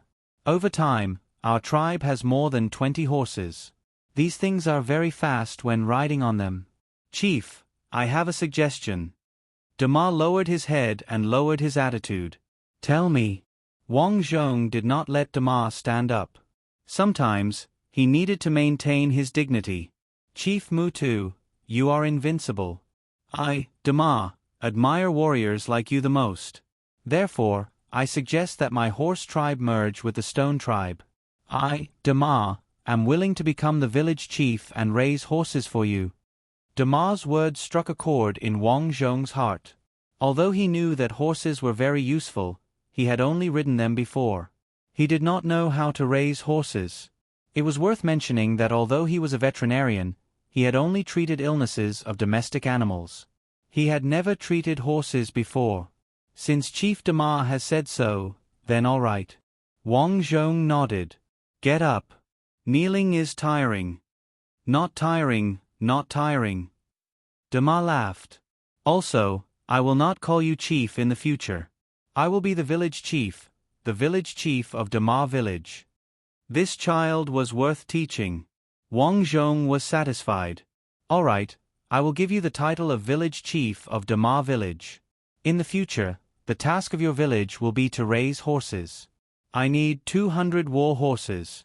Calculate how long it will take to get them. So many. Dama frowned. It seems that we need to go to the wilderness to capture them. However, these horses are too fast. We can only capture ponies. I will leave these matters to you. Let's go to your Dama village to take a look. Chief Mutu, it is Dama village. The group arrived at Dama village. Just as they reached the entrance, the entire Dama village began to blow the horn. The desolate slaves and servants on both sides of the road welcomed Wang Zhong and his team. This Big Ma looks simple and honest, but he is a good person. He even knows how to welcome me. Wang Zhong's impression of Big Ma deepened. It could be seen that Big Ma was very slick in doing things. As the saying goes, if the upper beam is not straight, the lower beam will be crooked. Therefore, everyone in the tribe was the same. When they saw Wang Zhong coming over, they couldn't wait to kneel at his feet. This was especially true for Dama. When Wang Zhong went over, all 3 of his daughters were dragged out. Leader, these are my 3 daughters, eldest Ye, second Ye, and third Ye. They are still young. If you like, let them serve you. Don't worry, they are very obedient. These 3 girls all looked to be in their teens. All of them had their heads lowered. From time to time, they would raise their heads to look at Wang Zhong curiously. When they saw Wang Zhong looking at them, they lowered their heads shyly. Wang Zhong was a little exasperated. Although he didn't really like these girls, he still nodded in order to reassure Dama and allow the 3 girls to follow behind Dabai. Seeing that Wang Zhong had accepted his daughters, Dama breathed a sigh of relief. As a leader, What they were most afraid of was that after the tribe was occupied, they would be liquidated. Now that he saw that Wang Zhong had accepted his 3 daughters, he was very happy. In the future, Mu Tu would be his son-in-law, and the stone tribe would be his home. Now that he thought about it, he only used his 3 daughters to exchange for such a big stone tribe. It was more worth it than Wang Zhong. Dama's ability to conquer himself was not bad. Thinking about it, he beamed with joy. Of course, Wang Zhong didn't know that this guy had so many ideas. Then, he went to visit the place where the horses were raised. The horses here were well taken care of. They were in good condition and had been domesticated well. Wang Zhong was very satisfied. Dama, take me to the wild horse habitat. I want to see how many horses there are on the grassland. Wang Zhong said. Leader, those horses are at the back of the mountain. After crossing this mountain, you will be able to see them. Dama was very attentive. After he finished speaking, he arranged for a few guides who were familiar with the back of the mountain. Wang Zhong had a thought and climbed towards the strongest horse. Leader, these horses are shy. You can't ride them. Dama knew that some people who had never learned how to ride a horse would easily fall off the horse. At that time, they would be injured or even killed. If the leader was injured, then he wouldn't even have a place to cry. But just as he went over, he found that Wang Zhong had already gotten on the horse easily. At first, the horse wasn't used to it. But when Wang Zhong patted it lightly, the horse seemed to be able to feel it and ran forward. As expected of the leader. This is the best horse in my horse tribe village. It is actually so obedient. This time, Dama admired Wang Zhong from the bottom of his heart. All right, less nonsense. Find a few guides who can ride horses. I want to see how many horses there are outside. Wang Zhong coldly shouted at Dama. I can do it.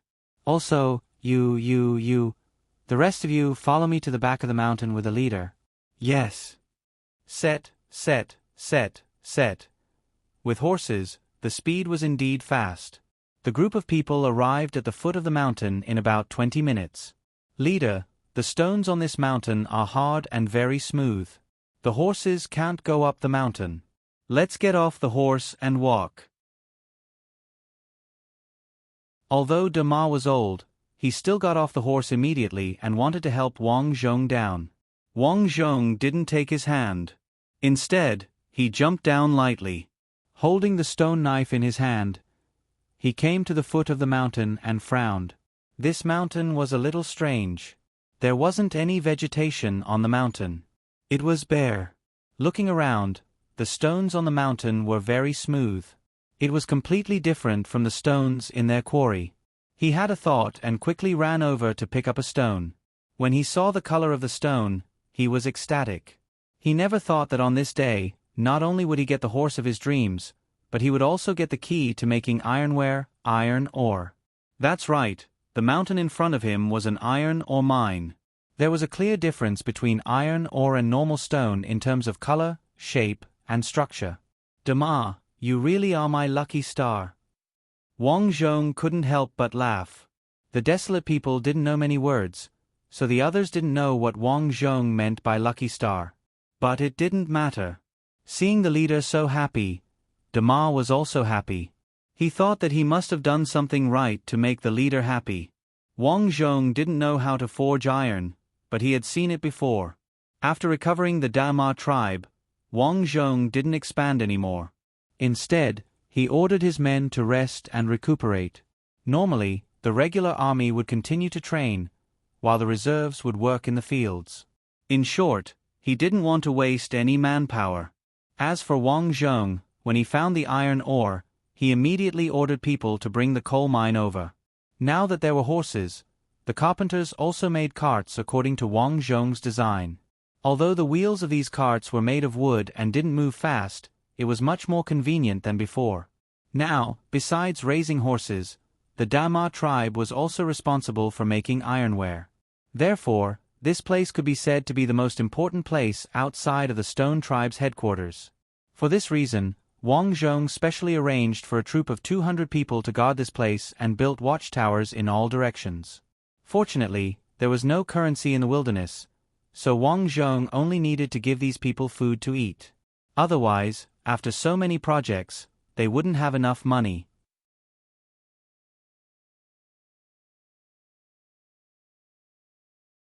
Chapter 91.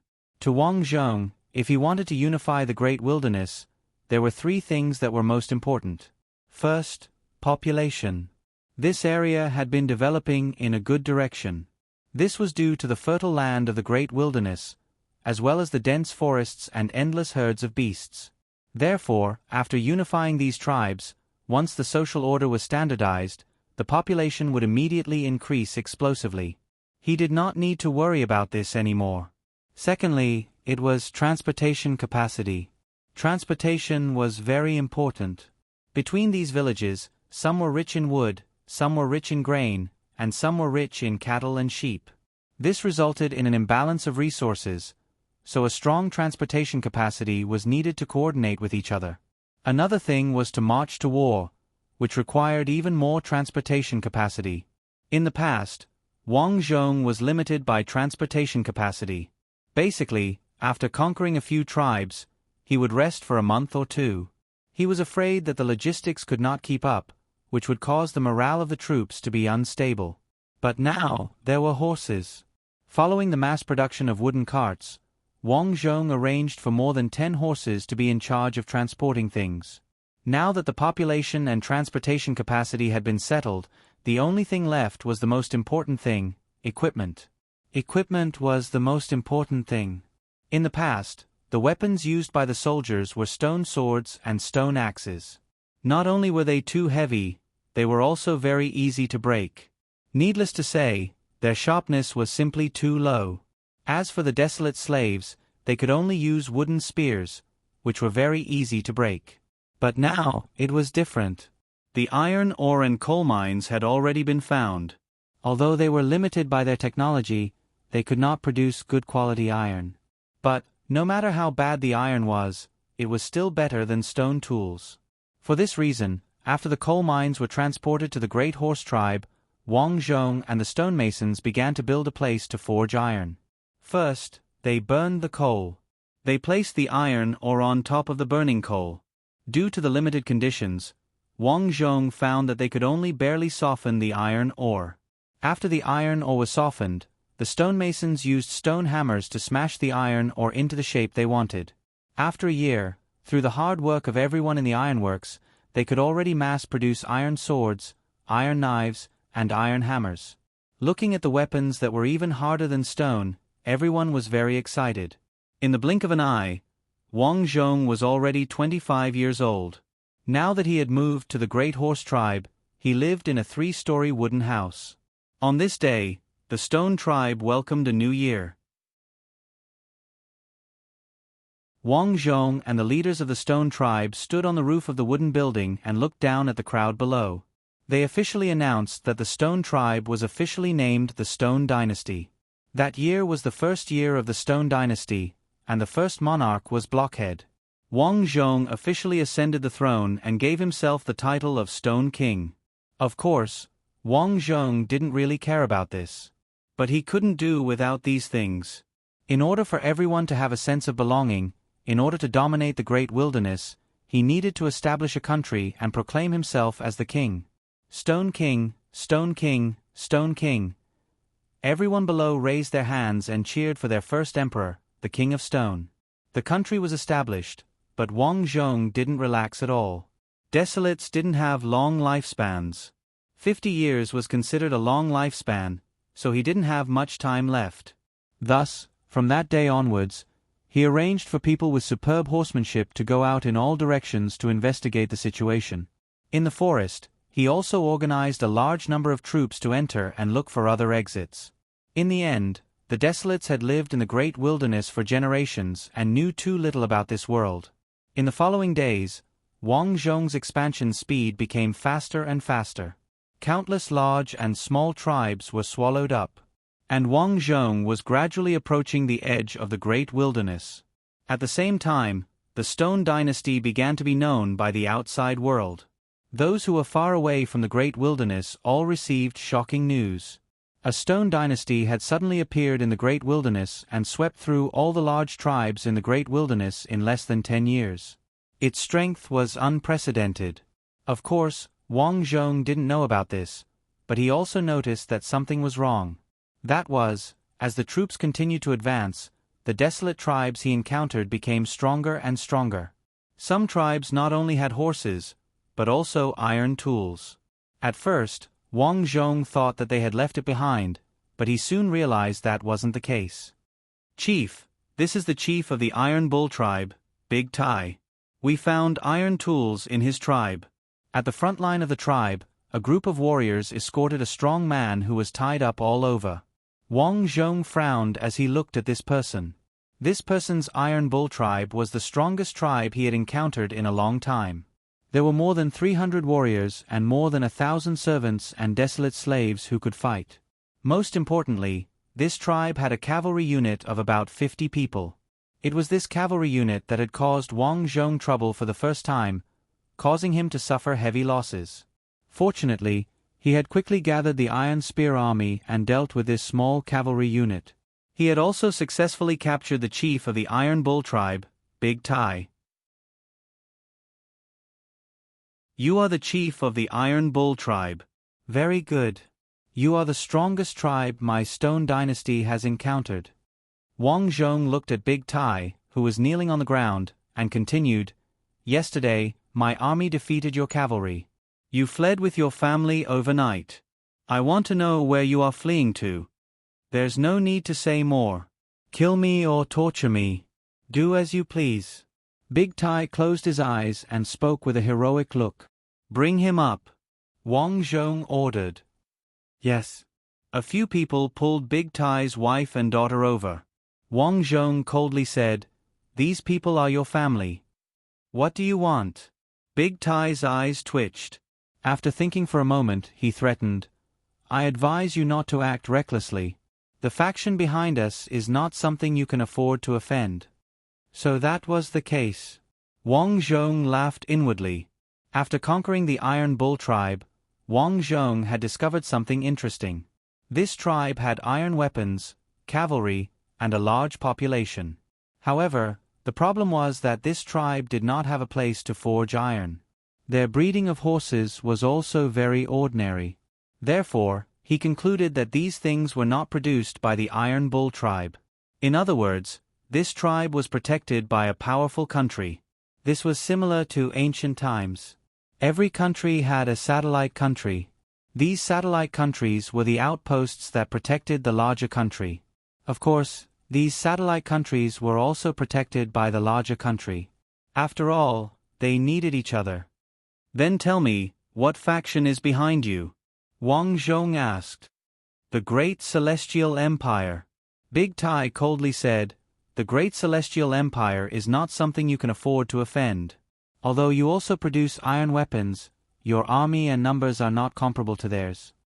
The Great Celestial Empire. Wang Zhong's heart skipped a beat. This world was also in ancient times. He had always thought that the world he lived in was a tribe. But now, it seemed a bit like the ancient Tang and Song dynasties. The Tang and Song dynasties were the Great Celestial Empire, and they were similar to the tribes of the grasslands.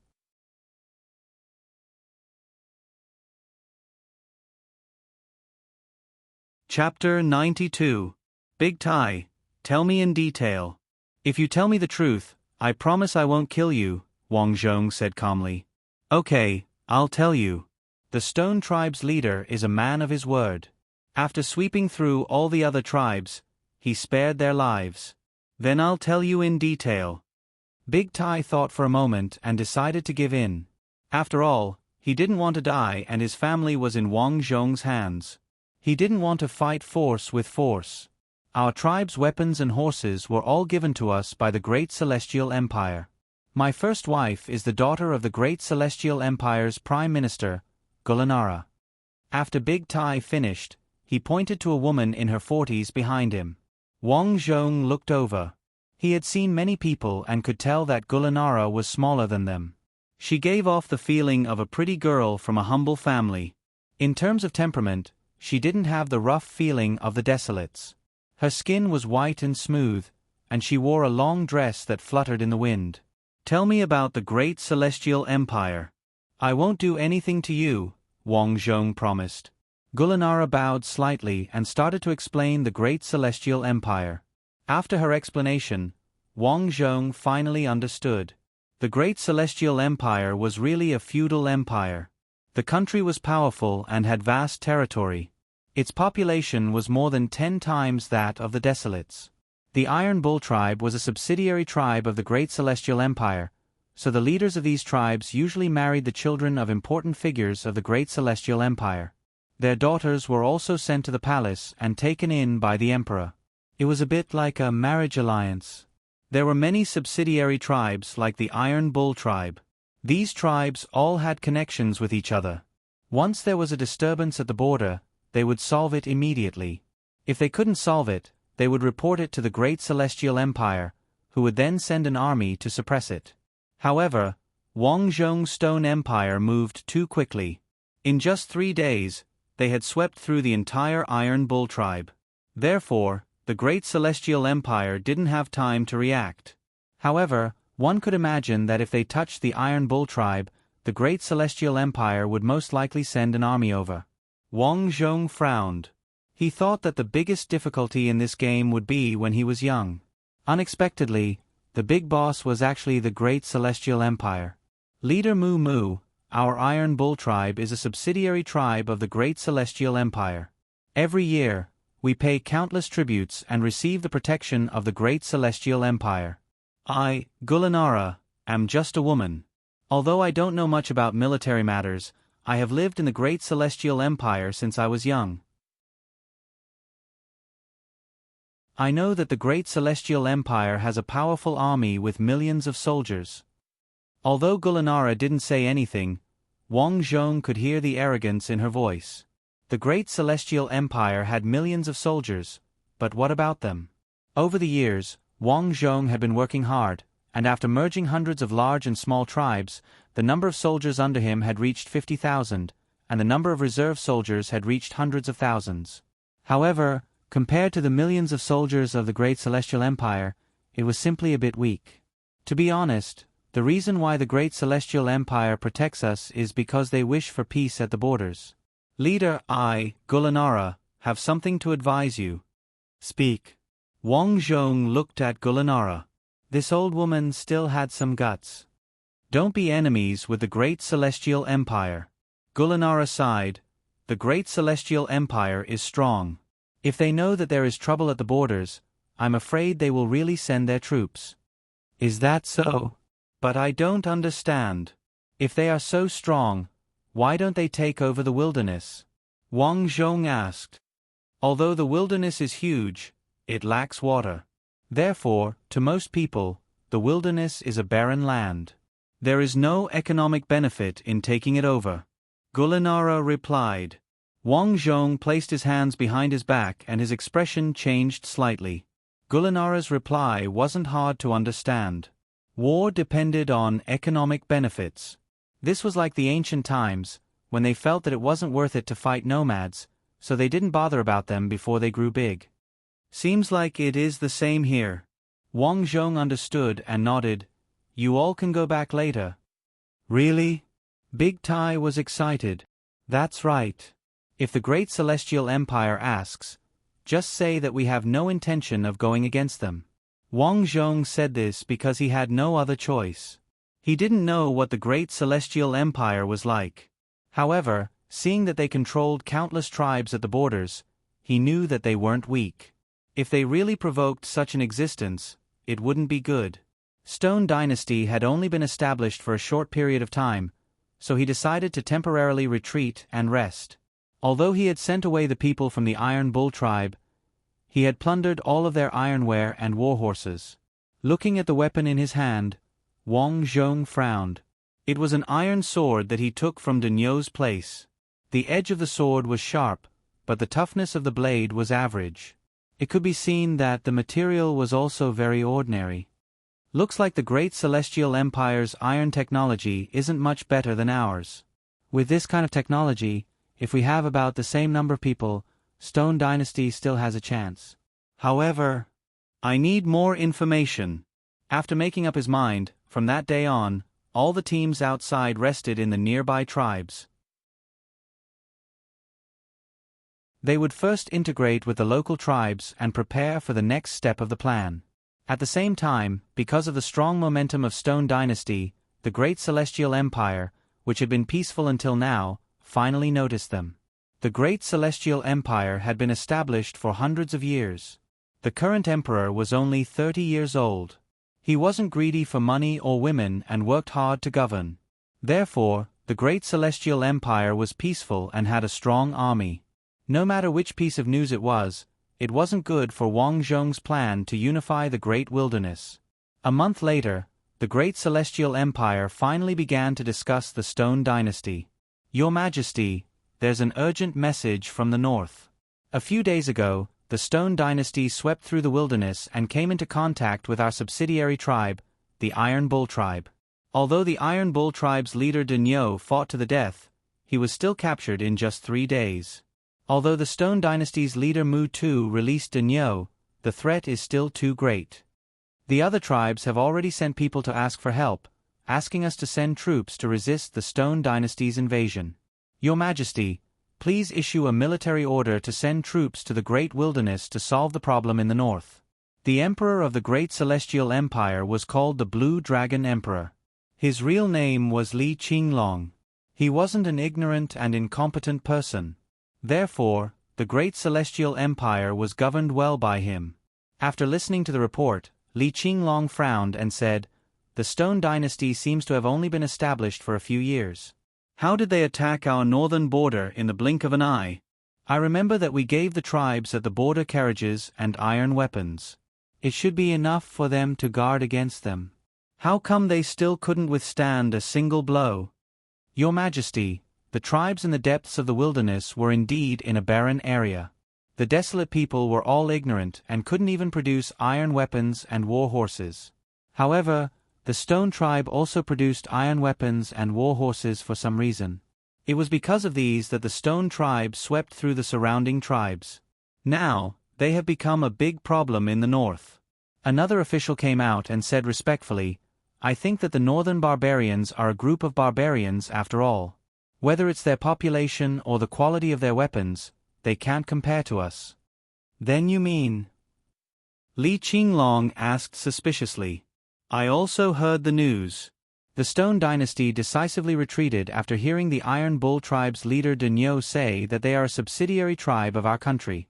I think that the Stone Dynasty doesn't dare. Therefore, I think that we should contact the Stone Dynasty and make them a subsidiary of our country. In the future, they will pay tribute every year. This way, not only will there be no war, but we will also gain a powerful subsidiary state. It's killing 2 birds with 1 stone.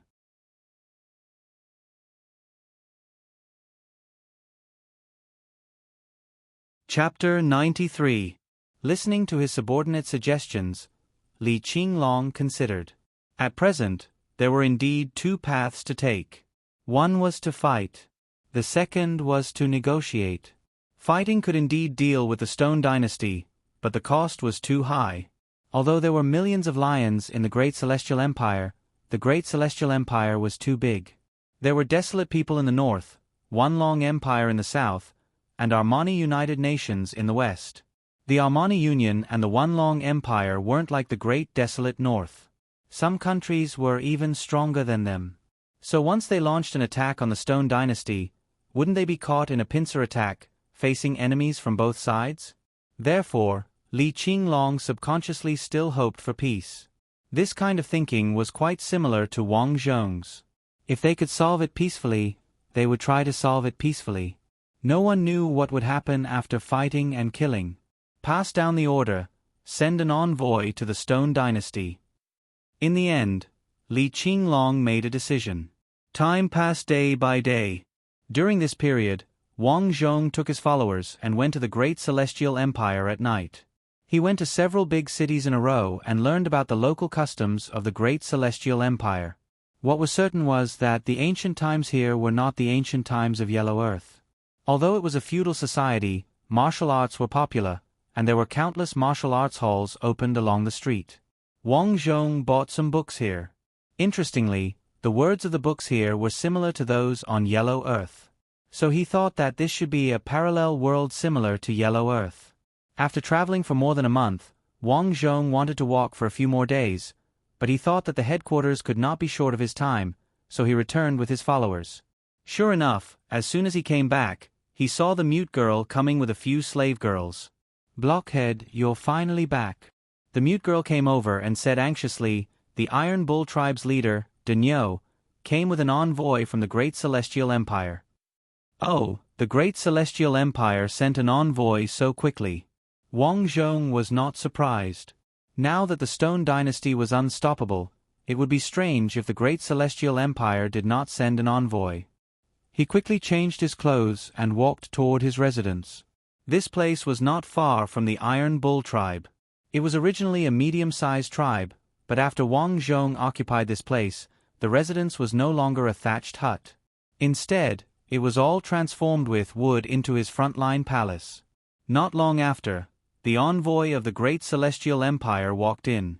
The emissary looked to be in his 40s, and there were 2 attendants following behind him. His salutation was very simple.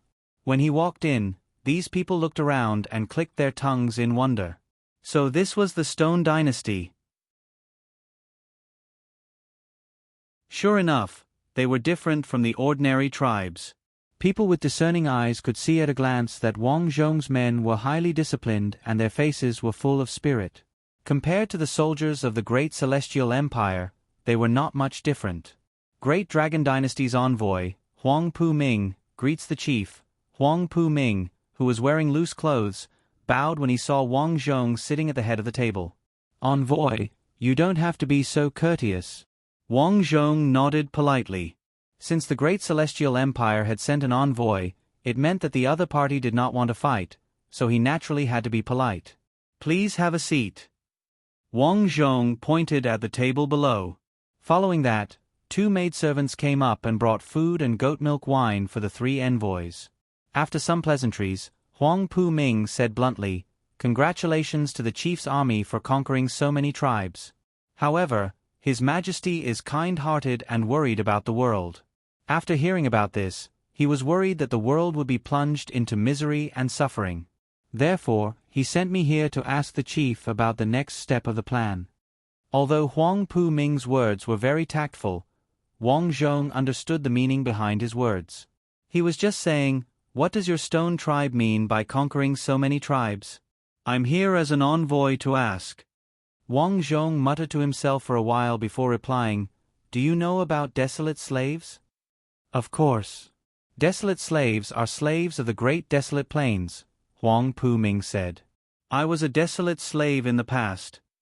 This. Huang Pu Ming was stunned. As the envoy of the Great Celestial Empire, he had visited countless countries and tribes. Of course, he knew that desolate slaves were unique to the Great Desolate Plains. They were equivalent to slaves. Being a desolate slave meant that this person was a lowly existence. Therefore, Huang Pu Ming was very surprised that the chief of the Stone Tribe was a desolate slave. In the Great Desolate Plains, desolate slaves are lowly. It is normal for their masters to kill them. Therefore, my wish since I was young was to establish a nation in the Great Desolate Plains. In my nation, there will no longer be desolate slaves. Everyone will have equal status, just like in your nation. Wang Zhong changed the topic and continued, "So, please rest assured, Your Majesty. My goal is not to endlessly invade. I just do not want the Great Desolate Plains to continue being so chaotic. I will pass on these words.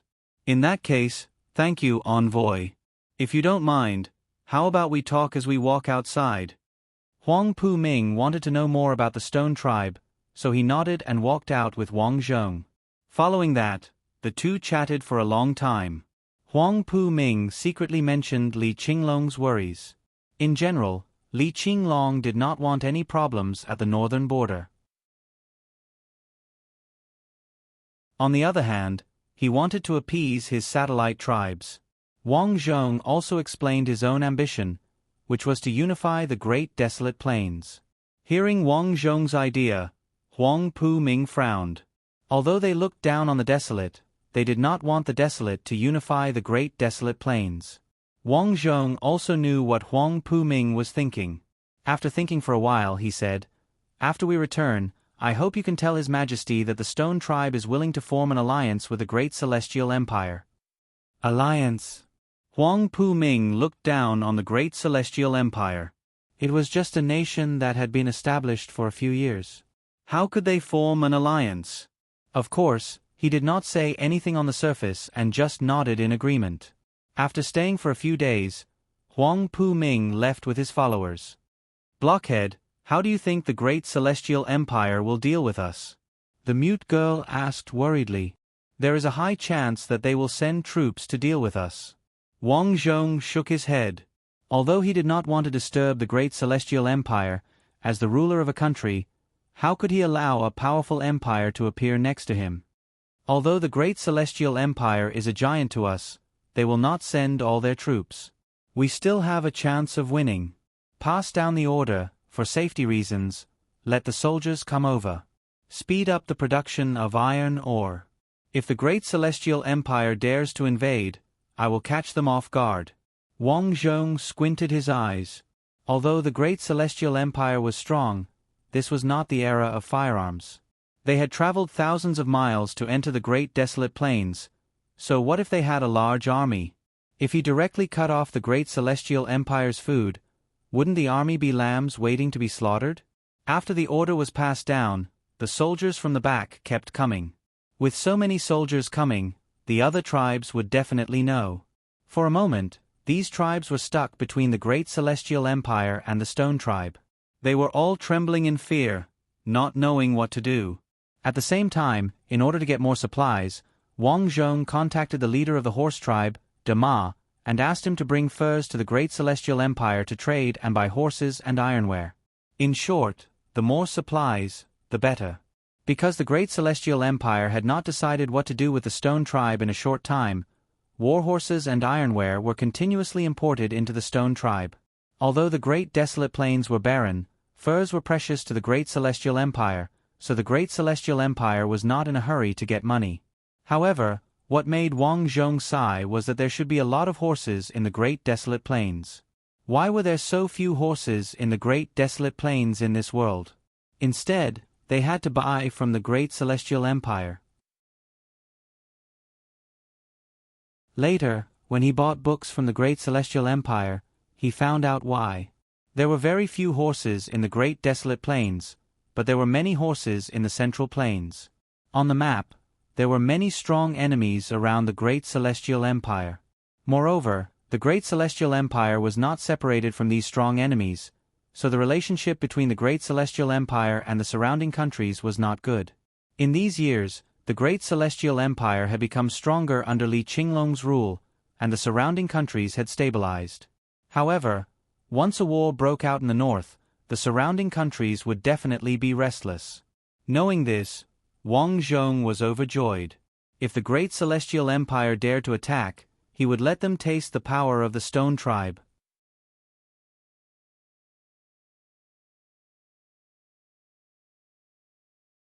Chapter 94. After sending the envoy back, there was no reaction from the Great Celestial Empire, which made the people of the Stone Dynasty feel relieved. However, Wang Zhong did not relax. In order to consolidate his power, he began to build a city in a tribe closest to the Great Celestial Empire. In order not to arouse the suspicion of the Great Celestial Empire, he named the city Trade City, which was to facilitate trade with the Great Celestial Empire. The construction was in full swing. There were many mountains in the wilderness, and the city was built on the edge of the mountains. No bricks. No problem, he hired a lot of craftsmen from the Great Celestial Empire to set up a brick factory. While baking bricks, he began to dig the foundation and build houses. However, time waits for no one. After 3 months, the spy sent by Wang Zhong to the border city of the Great Celestial Empire reported that the Great Celestial Empire had sent 50,000 troops, divided into 5 groups. Because the speed of information transmission in ancient times was too slow, by the time Wang Zhong knew about it, the 50,000 troops of the Great Celestial Empire had already entered the largest city on the border, Dong City. After hearing the news, Wang Zhong frowned. There were originally more than 30,000 guards in Dong City, and with the addition of the surrounding satellite tribes, there were more than half of them. If they fought, they could only retreat and wait for the enemy troops to be far away from the base camp, and then attack their supplies. With a way to deal with it, Wang Zhong was in a good mood. However, in his heart, Wang Zhong was not willing to fight with the Great Celestial Empire. He was not the kind of person with ambition, and his task was only to unify the great wilderness. Fighting with the Great Celestial Empire was too risky, and it was unnecessary. What if he lost? After all, in this life, the conditions given to him were too poor. How could he fight with the Great Celestial Empire, which was in its prime? After thinking about it, Wang Zhong did not hesitate to arrange for Day to bring the beauty and some local specialties of the tribe to Dong City. Day, you know that the Great Celestial Empire has gathered nearly 100,000 troops in Dong City, and the surrounding affiliated tribes are also showing signs of movement. There is no doubt that once we make a move, the Great Celestial Empire will definitely bring those affiliated tribes to attack us. We can't wait any longer. In the square, Wang Zhong pointed to the 50 carriages behind Day and sighed. When you go there, you must remember to keep a low profile. Our strategy is not to fight, but to let them know that we don't want to fight, but we are not afraid of fighting. Those who offend the Stone Dynasty, no matter how far they are. Understood, Chief. I will tell the great Heavenly Dynasty's Emperor exactly what you told me. Well, Day, you've been with me the longest. Don't let me down. After that, he handed 3 brocade pouches to Day. The 3 brocade bags, 1, and 3 brocade. Here are 3 brocade pouches. There are 3 methods inside. If you can see that those people don't believe us, take out the first brocade pouch. If they are still not satisfied, take out the second brocade pouch. If they are still overbearing, take out the third brocade pouch. Wang Zhong solemnly reminded him, these 3 brocade bags are the most important things for your trip. Remember, you can't lose them no matter what. Day was slightly stunned. He carefully took the 3 brocade bags, but his eyes were full of doubts. What was in these 3 brocade bags? Why didn't they tell him in advance? Could opening the brocade bags really solve the crisis of the Stone Dynasty? Strange, it was really strange. But, no matter how strange it was, he believed in Wang Zhong's ability. On the way, you are not allowed to open these things. You can only tell them when you arrive at the imperial court.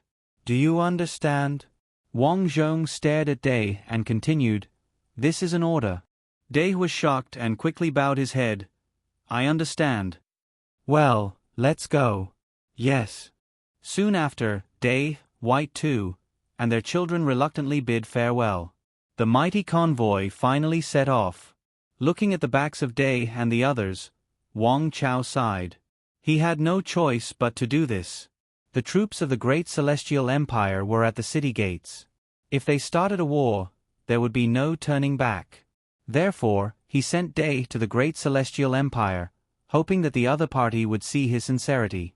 After Day passed, the convoy entered the cavern city and was warmly received by the city lord, Song Shuhang. Although the 2 countries were on the verge of war, Song Shuhang had also received the news that they should avoid war as much as possible. However, if the Stone Dynasty was disobedient and took the initiative to attack other tribes, they would have to be taught a lesson. After learning that these gifts were given to His Majesty by Wang Zhong, Song Shuhang heaved a sigh of relief. He understood that Wang Zhong had deliberately sent soldiers to mediate. To be honest, as the city lord of a border city, Song Shuhang didn't want to fight. Therefore, he arranged for a guide to lead Day's convoy to the imperial capital. Before Day reached the imperial capital, Wang Zhong didn't have to worry about the other party launching an attack.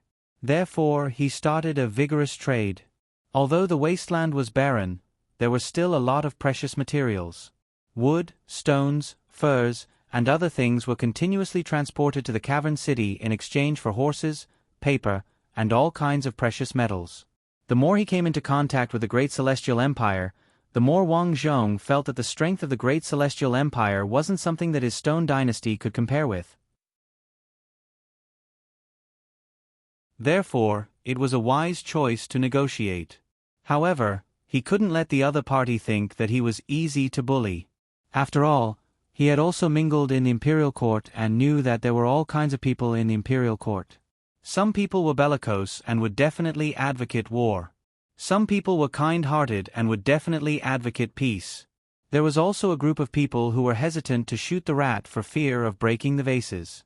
Therefore, in order to avoid war, besides showing the necessary sincerity, he had to make the other party hesitate to shoot the rat for fear of breaking the vases. Only then would he have room to maneuver. These 3 brocade pouches were the key to his victory. The reason why he didn't let Dai know in advance was that he didn't want him to be too surprised. Now, Wang Zhong had also figured out the map of the wasteland. The original stone tribe was at the end of the wasteland. After entering the forest, there was a huge forest called the Heavens Will Forest. It meant that this was the Heavens Will Forest. With the current human technology, it was impossible to pass through the Heavens Will Forest. On both sides of the wasteland were continuous mountains. Beyond the mountains were other countries. Therefore, the entire wasteland was only bordered by the Great Celestial Empire.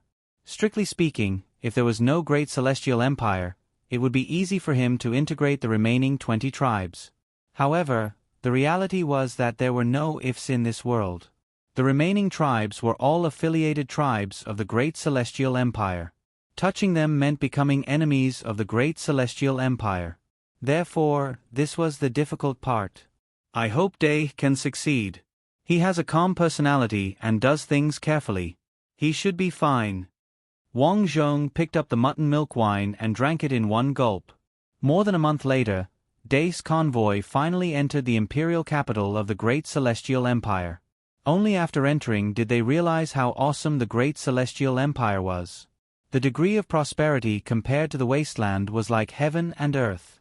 If it weren't for Chief Mu, I'm afraid I would have to fight for a few potatoes in the wasteland for the rest of my life. Dai thought to himself. Although the civil and military officials looked down on the desolate man, they were still envoys. The necessary etiquette was still necessary. Therefore, as soon as they arrived at the city gate, the officials of the Great Celestial Empire came to welcome them. A day later, Dai's convoy finally entered the city and came to the conference hall. Li Qinglong and the civil and military officials discussed matters here every day. Come in. Dai, the envoy of the Stone Tribe, come in. As the eunuch's voice fell, Dai knew that he was about to meet the Emperor of the Great Celestial Empire, Li Qinglong. It was impossible to say that he was not nervous. However, Dai knew that he had a heavy burden on his shoulders. When he came here, although he was treated with courtesy, he could see the contempt and ridicule in these people's eyes and tone. For example, when he was called in just now, they only called him the Stone Tribe, not the Stone Dynasty, which meant that the Great Celestial Empire had not recognized their country. In the end, they were regarded as barbarians. He tightened his grip on the 3 brocade pouches in his bosom and thought to himself, Leader Mu Tu is a brilliant strategist. Ever since I met him, his plans and actions have never failed. This time, these 3 brocade pouches will definitely be useful. I can't disappoint the leader's expectations of me. Thinking of this, Dai slowly walked up the stairs.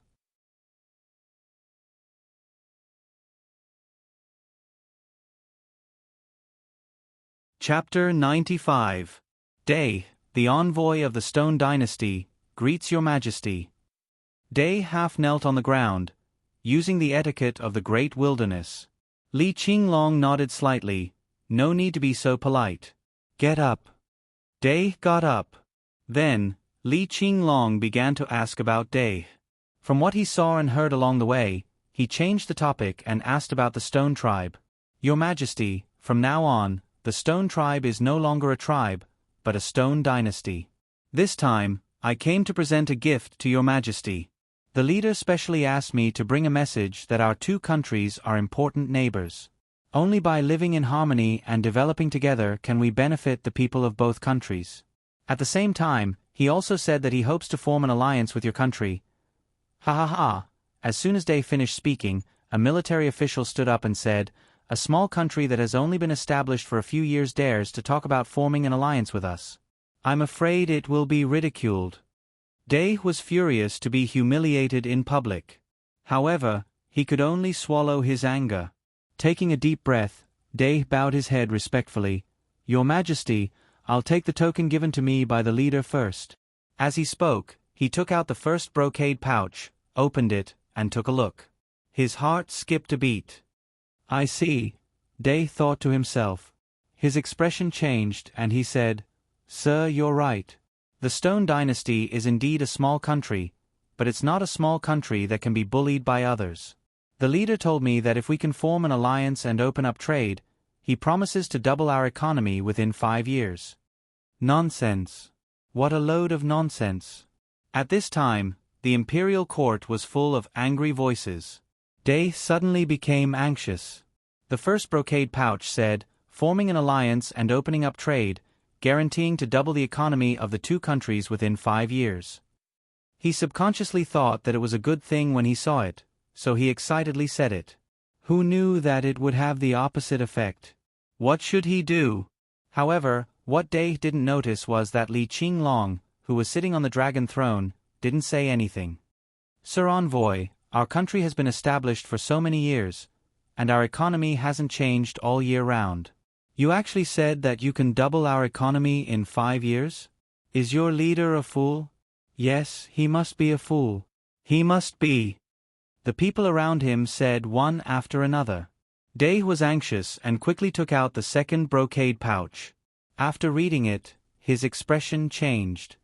Not only did the leader promise to double everyone's economy, but if your country is attacked by other countries, our Stone Dynasty is willing to send troops to help. "Ha ha, childish," another general sneered.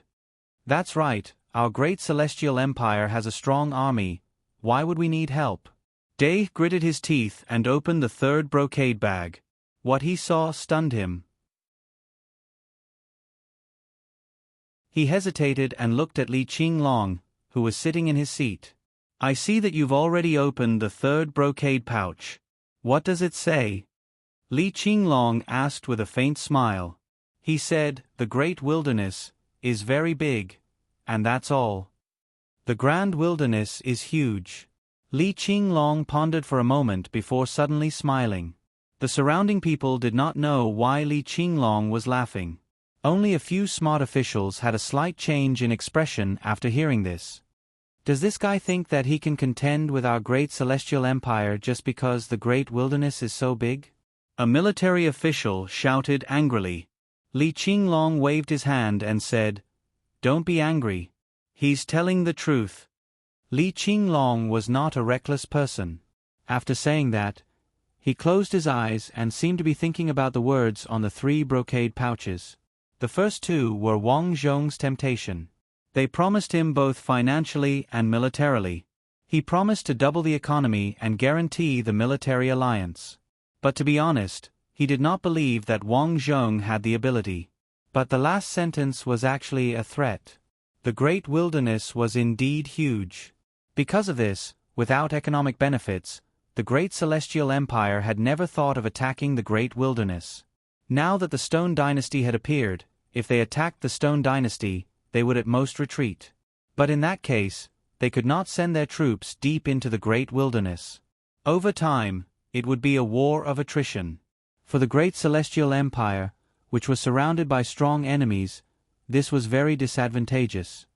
"Your Majesty, the leader really has no intention of starting a war. If you don't believe me, give us 5 years, and the leader will fulfill his promise," Day said solemnly.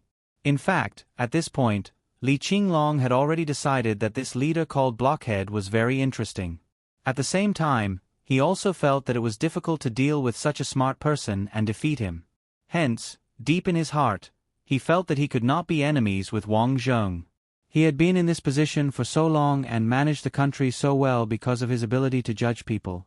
Hence, he immediately decided to negotiate. Wang Zhong sat in his meeting hall and looked at the huge map, guessing what the Great Celestial Empire would do. The reason why he let Day open the bag in the court was because he was worried that Day would have doubts about the contents of the bag. At that time, his tone would be different from a confident one.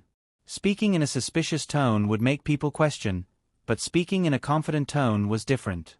Sometimes, speaking was also an art. When two different people said the same thing, the effect would be different. This time, he let Day negotiate. Although he hoped for peace, it was not that he did not prepare for war. The troops and food had all been transported over and were scattered in various villages. These villages were connected to each other and formed an absolute defense. If one place was attacked, the other villages would immediately respond. It was perfect.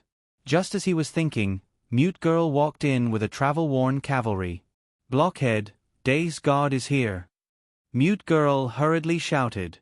This person went to the Great Celestial Empire with Day. At that time, Wang Zhong said that Day should send someone back to report whether the news was good or bad. "What do you mean?" Wang Zhong looked at him and asked. "Leader, the negotiation." "The negotiation went very well. His Majesty is willing to discuss important matters with you. 1 month later, we will meet in Dong City." This person might have been exhausted because he came back day and night. So, as soon as he finished speaking, his head tilted and he fainted. "Take him away and have a good rest." Wang Zhong waved his hand. His heart was quite restless. The crisis was finally over. But he could not slack off. The Great Celestial Empire was governed so well, so Wang Zhong concluded that the current emperor was also a smart person. He could not guarantee that the other party was not playing hard to get, so he still had to see the next development. "Time, what I need now is time. As long as you give me time, the Stone Empire will stand tall." A few days later, as expected, Wang Zhong received news that the surrounding tribes of the Great Celestial Empire had all retreated. At the same time, the envoy of the Great Celestial Empire came again to discuss the matter of meeting with Li Qinglong in Dong City. The time was agreed to be 1 month later. Taking advantage of this time, Wang Zhong stepped up the construction of the city, but he found that as his territory increased, the originally rich Stone Empire gradually could not make ends meet. Fortunately, the desolate people did not pay for their work and only gave them food. Otherwise, the financial situation would have collapsed long ago. Money, he still needed a lot of money. Wang Zhong frowned and felt a lot of pressure. "How can I get money?" Wang Zhong thought. Finally, he thought of expanding trade. If he wanted to expand trade, he must have his own advantageous industries. What were the advantageous industries in the great wilderness, which could make a lot of money?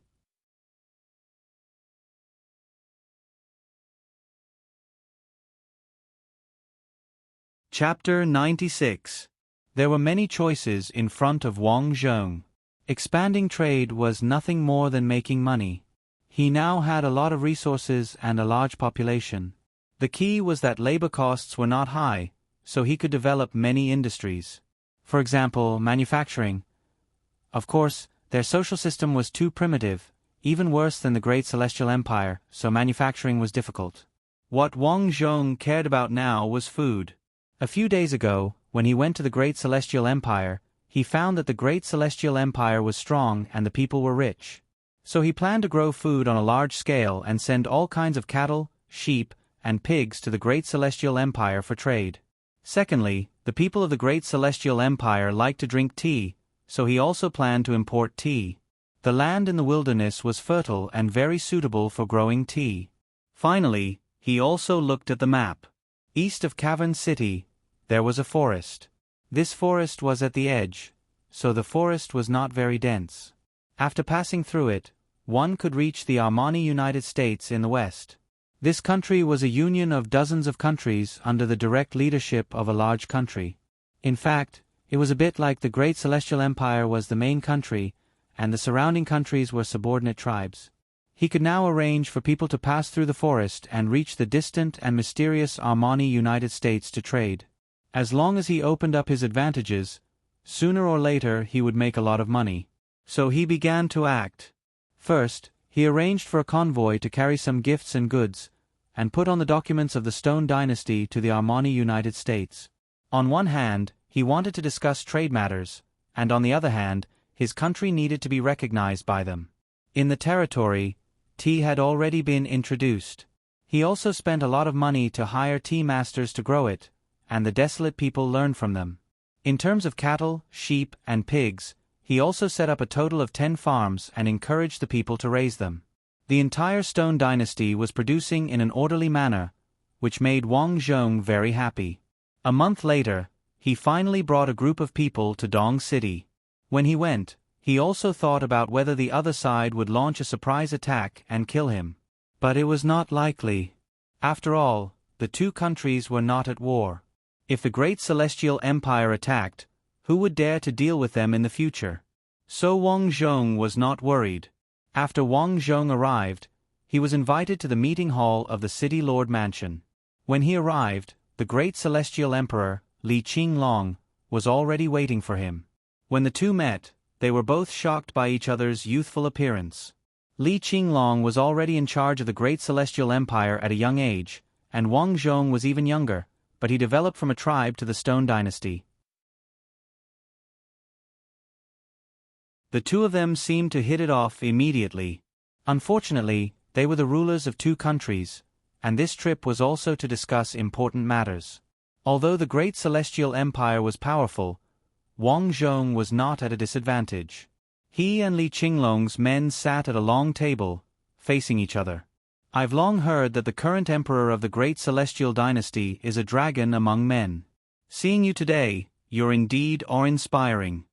Wang Zhong cupped his hands, his attitude neither servile nor overbearing. Li Qinglong nodded slightly and said with a smile, I'm also very surprised that Chief Wood is so young. What especially surprised me is that you actually said that you would double the economy of the great Celestial Empire within 5 years. Haha, it might not even take 5 years. Can I have a listen? First of all, we have to develop overseas trade and open up to the outside world, Wang Zhong began to explain. In fact, he had other ways. For example, he could use the basic technology of the great Celestial Empire to develop manufacturing, science, and machinery. But then he thought that the stronger the great Celestial Empire was, the harder it would be for him to develop, so he chose overseas trade. Wang Zhong said a lot at once. In addition to overseas trade, he also suggested that Li Qinglong abolish the silver standard and adopt paper currency as legal tender. Abolishing the silver standard had a huge financial significance, and it could be said to be an important symbol of the country's modernization. Because a country using the silver standard was limited by the output of silver, that was to say, no matter how rich a country was, no matter how many things it produced, it still had no money if it did not have silver to pay for it. But it was different if it adopted paper currency. That was how the European countries no longer had to worry about money. After that, the European countries discovered a large number of silver mines in America, so they sailed to Huaxia and made a lot of money. Li Qinglong was a smart man. Not only was he proficient in poetry, but he also had an excellent understanding of mathematics. So when he heard Wang Zhong's suggestion, he was stunned. In these years, his great Celestial Empire was indeed rich and powerful, but it was limited by the lack of silver mines, so he could only buy silver mines from overseas. Sometimes, what made him depressed was that the goods produced in his country had to be sold to other countries in exchange for silver. It felt as if the currency did not belong to him. More importantly, he also asked those countries to send silver. Otherwise, if the imperial court did not have any silver, they could not even buy their own country's goods, let alone pay the soldiers. But after listening to Wang Zhong's suggestion, he was enlightened. Abolish the silver standard and the country would only recognize the paper currency issued by them. This way, he would not have to worry about not having enough silver. Of course, Wang Zhong also reminded him that the currency could not be distributed indiscriminately, otherwise, it would cause inflation and it would be bad. This conversation was the most important conversation in Li Qinglong's life. And now, Li Qinglong was sure that Woodhead had no intention of being his enemy, or he would not have made such an important suggestion. Woodhead, from today onwards, I, the Blue Dragon Emperor, officially recognize your Stone Dynasty, Li Qinglong shouted. In his heart, Li Qinglong did not want to have a Stone Dynasty by his side, but the overall situation was set. Since Stone Dynasty had no intention of being his enemy, he would do them a favor. After Wang Zhong returned, in the same year, Li Qinglong sent another envoy to propose a marriage alliance. He would send his sister, the current little princess, Princess Li Xiener, to marry Would Head. Wang Zhong reluctantly agreed to the marriage for the sake of the overall situation. But later, Wang Zhong learned that Li Xiener was known as the most beautiful woman in the Great Celestial Empire. Countless young talents in the Great Celestial Empire fought over Li Xiener. After learning that Li Xiener was going to marry a barbarian leader, these people all beat their chests and stamped their feet, lamenting the injustice of the world. Many infatuated people even committed suicide on the spot after hearing this. Of course, Wang Zhong did not know about this. Even if he knew, it was none of his business. A month later, the little princess of the Great Celestial Empire, Li Xiener, sat in a carriage and finally arrived at the closest city to Dong City, Trade City. That's right, Wang Zhong had named this city the Trade City. This was a very meaningful name. This city was the closest to Dong City. If one went up through the Heavenly Wall Forest, they would reach the Armani United States, so it was of great geographical significance. When he saw Li Xiener, Wang Zhong was slightly surprised. He was not a womanizer, which could be seen from the fact that he only had one wife, Mute Girl, since the founding of the country. However, after seeing Li Xiener, he felt that there was such a beautiful woman in this world. No wonder she was known as the most beautiful woman in the Great Celestial Empire. You must have worked hard. Wang Zhong escorted Li Xiener out of the carriage and nodded slightly. Li Xiener slightly bowed as a salute, but her face showed sadness and unhappiness. She doesn't want to marry me? Wang Zhong saw it.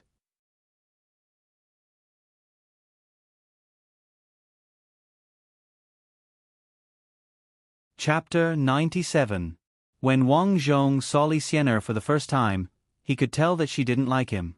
Thinking about it, although society always said that everyone was equal and shouldn't discriminate against others, but as the saying goes, the more lacking something, the louder the slogan would be.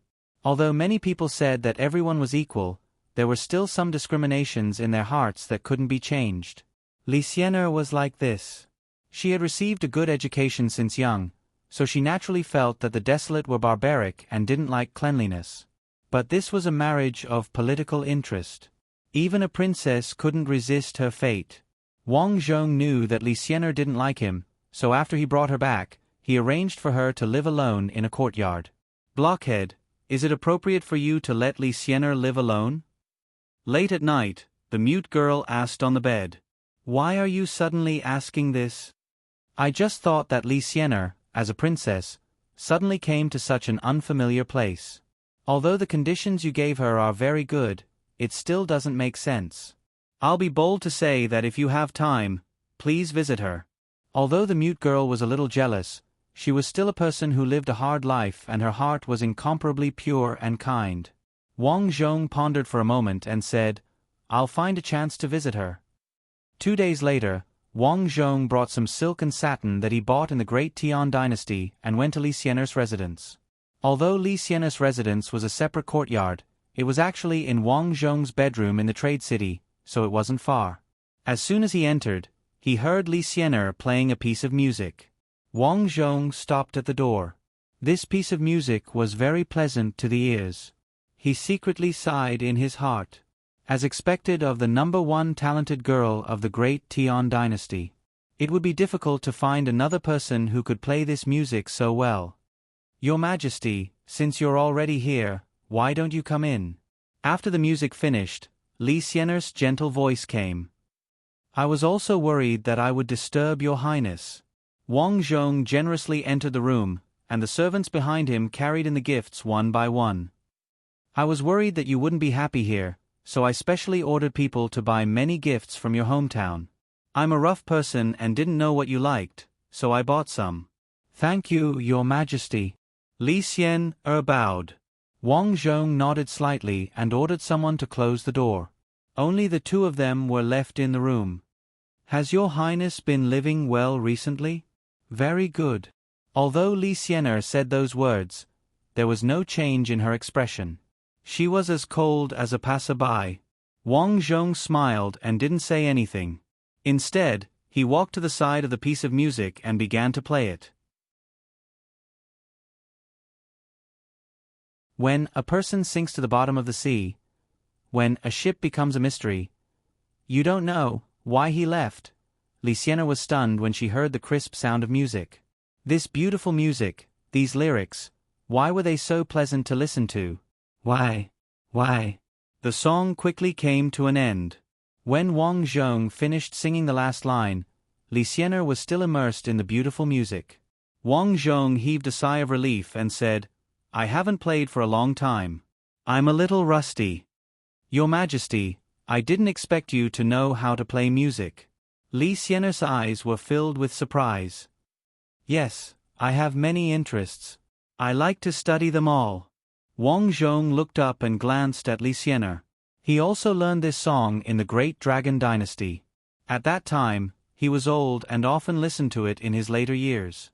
Over time, he learned it. As for the lyrics, of course, they came from a distant world. "Your song is very nice. What's the name of it?" Lysiana's eyes were filled with curiosity. After all, she was still young. She was only 21 years old. She thought that she would marry a rough man in this life. She didn't expect that he would have the same interests as her. "The name of this song is Farewell." "Farewell." Lysiana nodded slightly. "It's very nice. Do you want to learn?" Yes. Wang Zhong nodded. This was the effect he wanted. Although he didn't desire her body, it was too easy to deal with a young girl like her. "Bring me a brush and ink. I'll teach you. You can write." Lysiana was surprised again.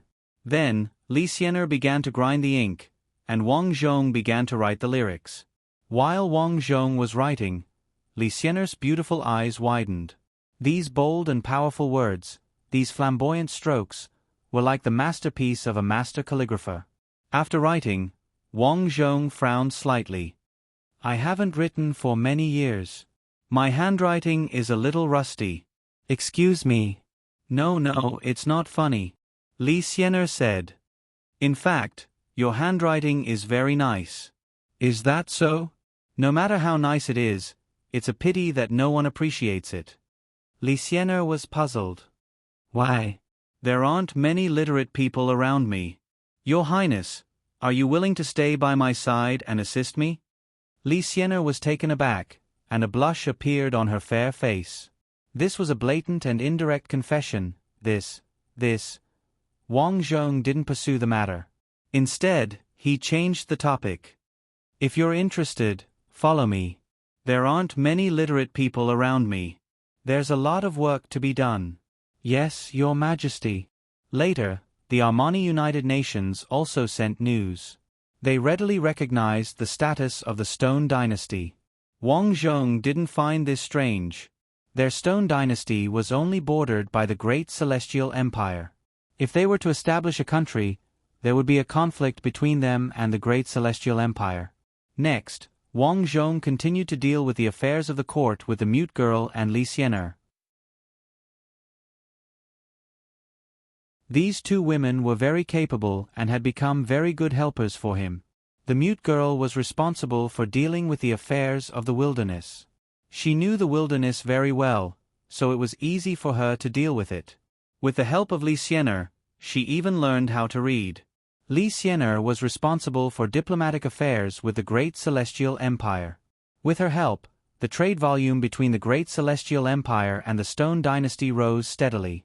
Thanks to this, the Great Celestial Empire and the Stone Dynasty achieved a great economic leap 3 years later. This was especially true for the Great Celestial Empire. Under Wang Zhong's suggestion, the Great Celestial Empire began to print banknotes in the first year. In order to prevent counterfeiting, the paper used a special pattern. In the second year, the banknotes began to be exchanged for silver. In order to not cause chaos, the Great Celestial Empire's policy was to use both banknotes and silver. In the third year, the Great Celestial Empire established a bank. Since then, the economy rose steadily, causing the neighboring countries to follow suit. The Stone Dynasty benefited from its good relationship with the emperor, so it also benefited greatly. Later on, the nearby tribes that had not been conquered fled to the Stone Dynasty because of the many desolate slaves and servants. These tribes existed in name only. At this point, Wang Zhong knew that his mission to unify the wilderness had been completed. The only thing he could do now was to maintain the current situation. During this time, Li Xian'er also completed her grand wedding with Wang Zhong. This wasn't Wang Zhong's idea, but Li Xian'er's own request. After following Wang Zhong for so long, Li Xian'er no longer had the preconceived notion that Wang Zhong was a barbarian. In Li Xian'er's impression, although Wang Zhong was a barbarian, he was proficient in zither, chess, calligraphy, and painting, especially in music. He was always able to compose a unique and beautiful song that she had never heard before. He was simply more amazing than all the scholars she had seen before. Wang Zhong even composed a song for the Stone Dynasty called the Great Wilderness March. Rise up, those who do not wish to be desolate slaves. This song was impassioned and moved people's hearts. Many people immediately saluted when they heard this march. In the blink of an eye, Wang Zhong was 38 years old.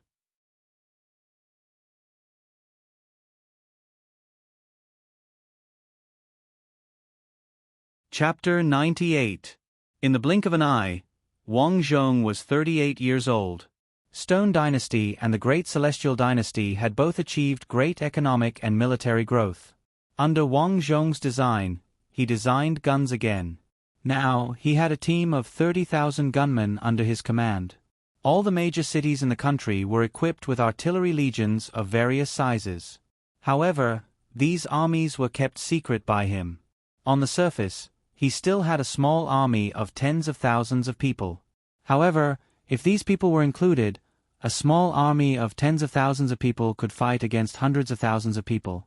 This was the gap brought about by equipment. On the personal side, the mute girl's two sons, Big Stone and Little Stone, were already in their teens. Under Wang Zhong's strict education, Big Stone and Little Stone made great achievements. However, Wang Zhong still didn't relax his education. Instead, he let them lead the army to the Heavenly Wall Forest and the Stony Mountain Range to cultivate themselves. Li Xian'er also worked hard and gave birth to a son and a daughter. The daughter was as beautiful as her, and the son was as strong as Wang Zhong. At 38 years old, Stone Dynasty's development reached its peak. Now, the country was peaceful, and the people lived and worked in peace. At night, Wang Zhong, the mute girl, and Li Xian'er lived together. Now that the mute girl and Li Xian'er had a good relationship, naturally, at their request, Wang Zhong lived with them. To Wang Zhong's surprise, the three of them were quite harmonious. Your Majesty, my brother took in a concubine a while ago. If you want, Sister Mute Girl and I won't be angry. After the three of them were done, Li Xian'er said gently. The mute girl nodded slightly. The other monarchs have 3,000 concubines. Your Majesty, if you don't take in concubines, Sister Xian'er and I will be gossiped about. Wang Zhong smiled bitterly. These days, the two girls had been persuading him to take in concubines, but he was too busy to deal with it. He didn't expect that they would still talk about it when he was asleep. Let's talk about it later, Wang Zhong said helplessly. Saying so, Wang Zhong sighed. Now that the great wilderness was united, the mission of this life was almost complete, right? What he didn't expect was that the next morning, Day came to report. Prince Jean Ligua of one of the subordinate countries of the Armani Union entered the Skywall Forest and killed Big Rock. What? Big Stone is dead. Hearing this, Wang Zhong was furious. This was the first time his son had been killed. Where is Prince Jean Ligua? Wang Zhong asked. They've already escaped. Day half knelt on the ground, thought for a while, and continued. There are rumors that Crown Prince Dashi fell in love with the princess of Ruefa Kingdom. Coincidentally, there was a war between Jean Ligua and Ruefa Kingdom. Dashi led his troops to rescue the princess of Ruefa Kingdom, which caused a dispute. Pass down the order, prepare for war and wipe out Jean Ligua. In the past, the United States was blocked by the Heavenly Wall Forest, so they could not pass through. However, after these years of pioneering operations, the wild beasts in the sky wall forest had been scared witless by the flintlocks. Now, they were able to march.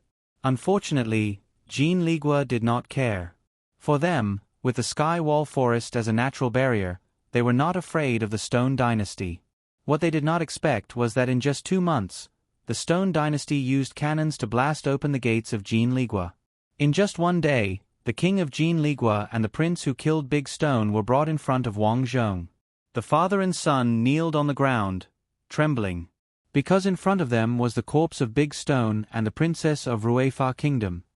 Stone King, don't kill me. This has nothing to do with me. Prince Jean Ligua was so scared that he peed his pants. Wang Zhong squinted his eyes. I thought you were a man, but I didn't expect you to be such a coward. My son died in your hands. What a shame. Men. Here. A general walked over. Hang this father and son. In the future, there will be no more Jean Ligua in this world. My Stone Dynasty will establish a country here. Yes. As Stone Dynasty took over Jean Ligua, the other countries became vigilant. Unfortunately, they also knew how powerful Stone Dynasty was, so none of them dared to do anything. A year later, because of the years of war in this region, a plague occurred. For a time, this terrifying plague disaster swept across the entire continent. During this period of time, neither Wang Zhong nor his family dared to step out of the gates. According to the reports from his subordinates, the number of people who had died due to the plague had already piled up into a small mountain on the streets. Not even a shadow could be seen in the originally bustling trade city. Not only them, but the other countries also suffered heavy casualties. Although Wang Zhong had taken countermeasures at the beginning, this time the disease was still beyond his expectations. It was not until winter that the disease gradually subsided. In the blink of an eye, Wang Zhong was already 46 years old. Under Wang Zhong's rule, he built schools in every city and implemented a 3-year compulsory education. The next successor he appointed was Little Stone. Little Stone was no longer called Little Stone, but Shi Xiaoqiang. This also meant that the surname of Stone Dynasty would be Shi. As for Li Xian's son, Shi Gondang, he was the prime minister. This was a new position Wang Zhong established. In his dynasty, Shi Xiaoqiang was the president, and Shi Gondang was the prime minister. The two of them worked together to form a united front. This was also Wang Zhong's way of preventing the two brothers from turning against each other for benefits. Wang Zhong was 46 years old, and the mute girl was 50 years old. She used to be a gentle beauty, but now her hair was white and her skin was sagging. She looked like a woman in her 70s or 80s. This year, the mute girl became demented. She seemed to have returned to the past, to the days in the great wilderness. Blockhead, Big Bird is very powerful. If we see him in the future, we should stay away from him. The mute girl held a potato in her hand, hunched her back, and trembled as she came to Wang Zhong's side. That's right, the mute girl's back was already hunched. Wang Zhong guessed that this was because the mute girl worked too much when she was young, so her back was already hunched in her old age. Mute girl, I know. You're tired from working today. Lie down for a while. Seeing the mute girl like this, Wang Zhong sighed. Look at this. The mute girl took out the potato like it was a treasure. My wet nurse gave it to me. At this moment, Wang Zhong remembered his childhood in the great wilderness, where he didn't have enough food to eat or warm clothes to wear. At that time, even a simple potato was the most precious thing to them. And the mute girl at that time would always secretly hide potatoes and share them with him. Mute girl, this is what the maid gave you. Eat it. After becoming demented, the mute girl couldn't eat anything else. Potatoes were the only thing she liked. Maid. The mute girl was stunned. She seemed to remember something and suddenly cried. Big Stone is dead. Our son is dead. You're tuning in to the Narrate and Escape YouTube channel. Don't forget to subscribe and join us on this journey to catch the most captivating stories.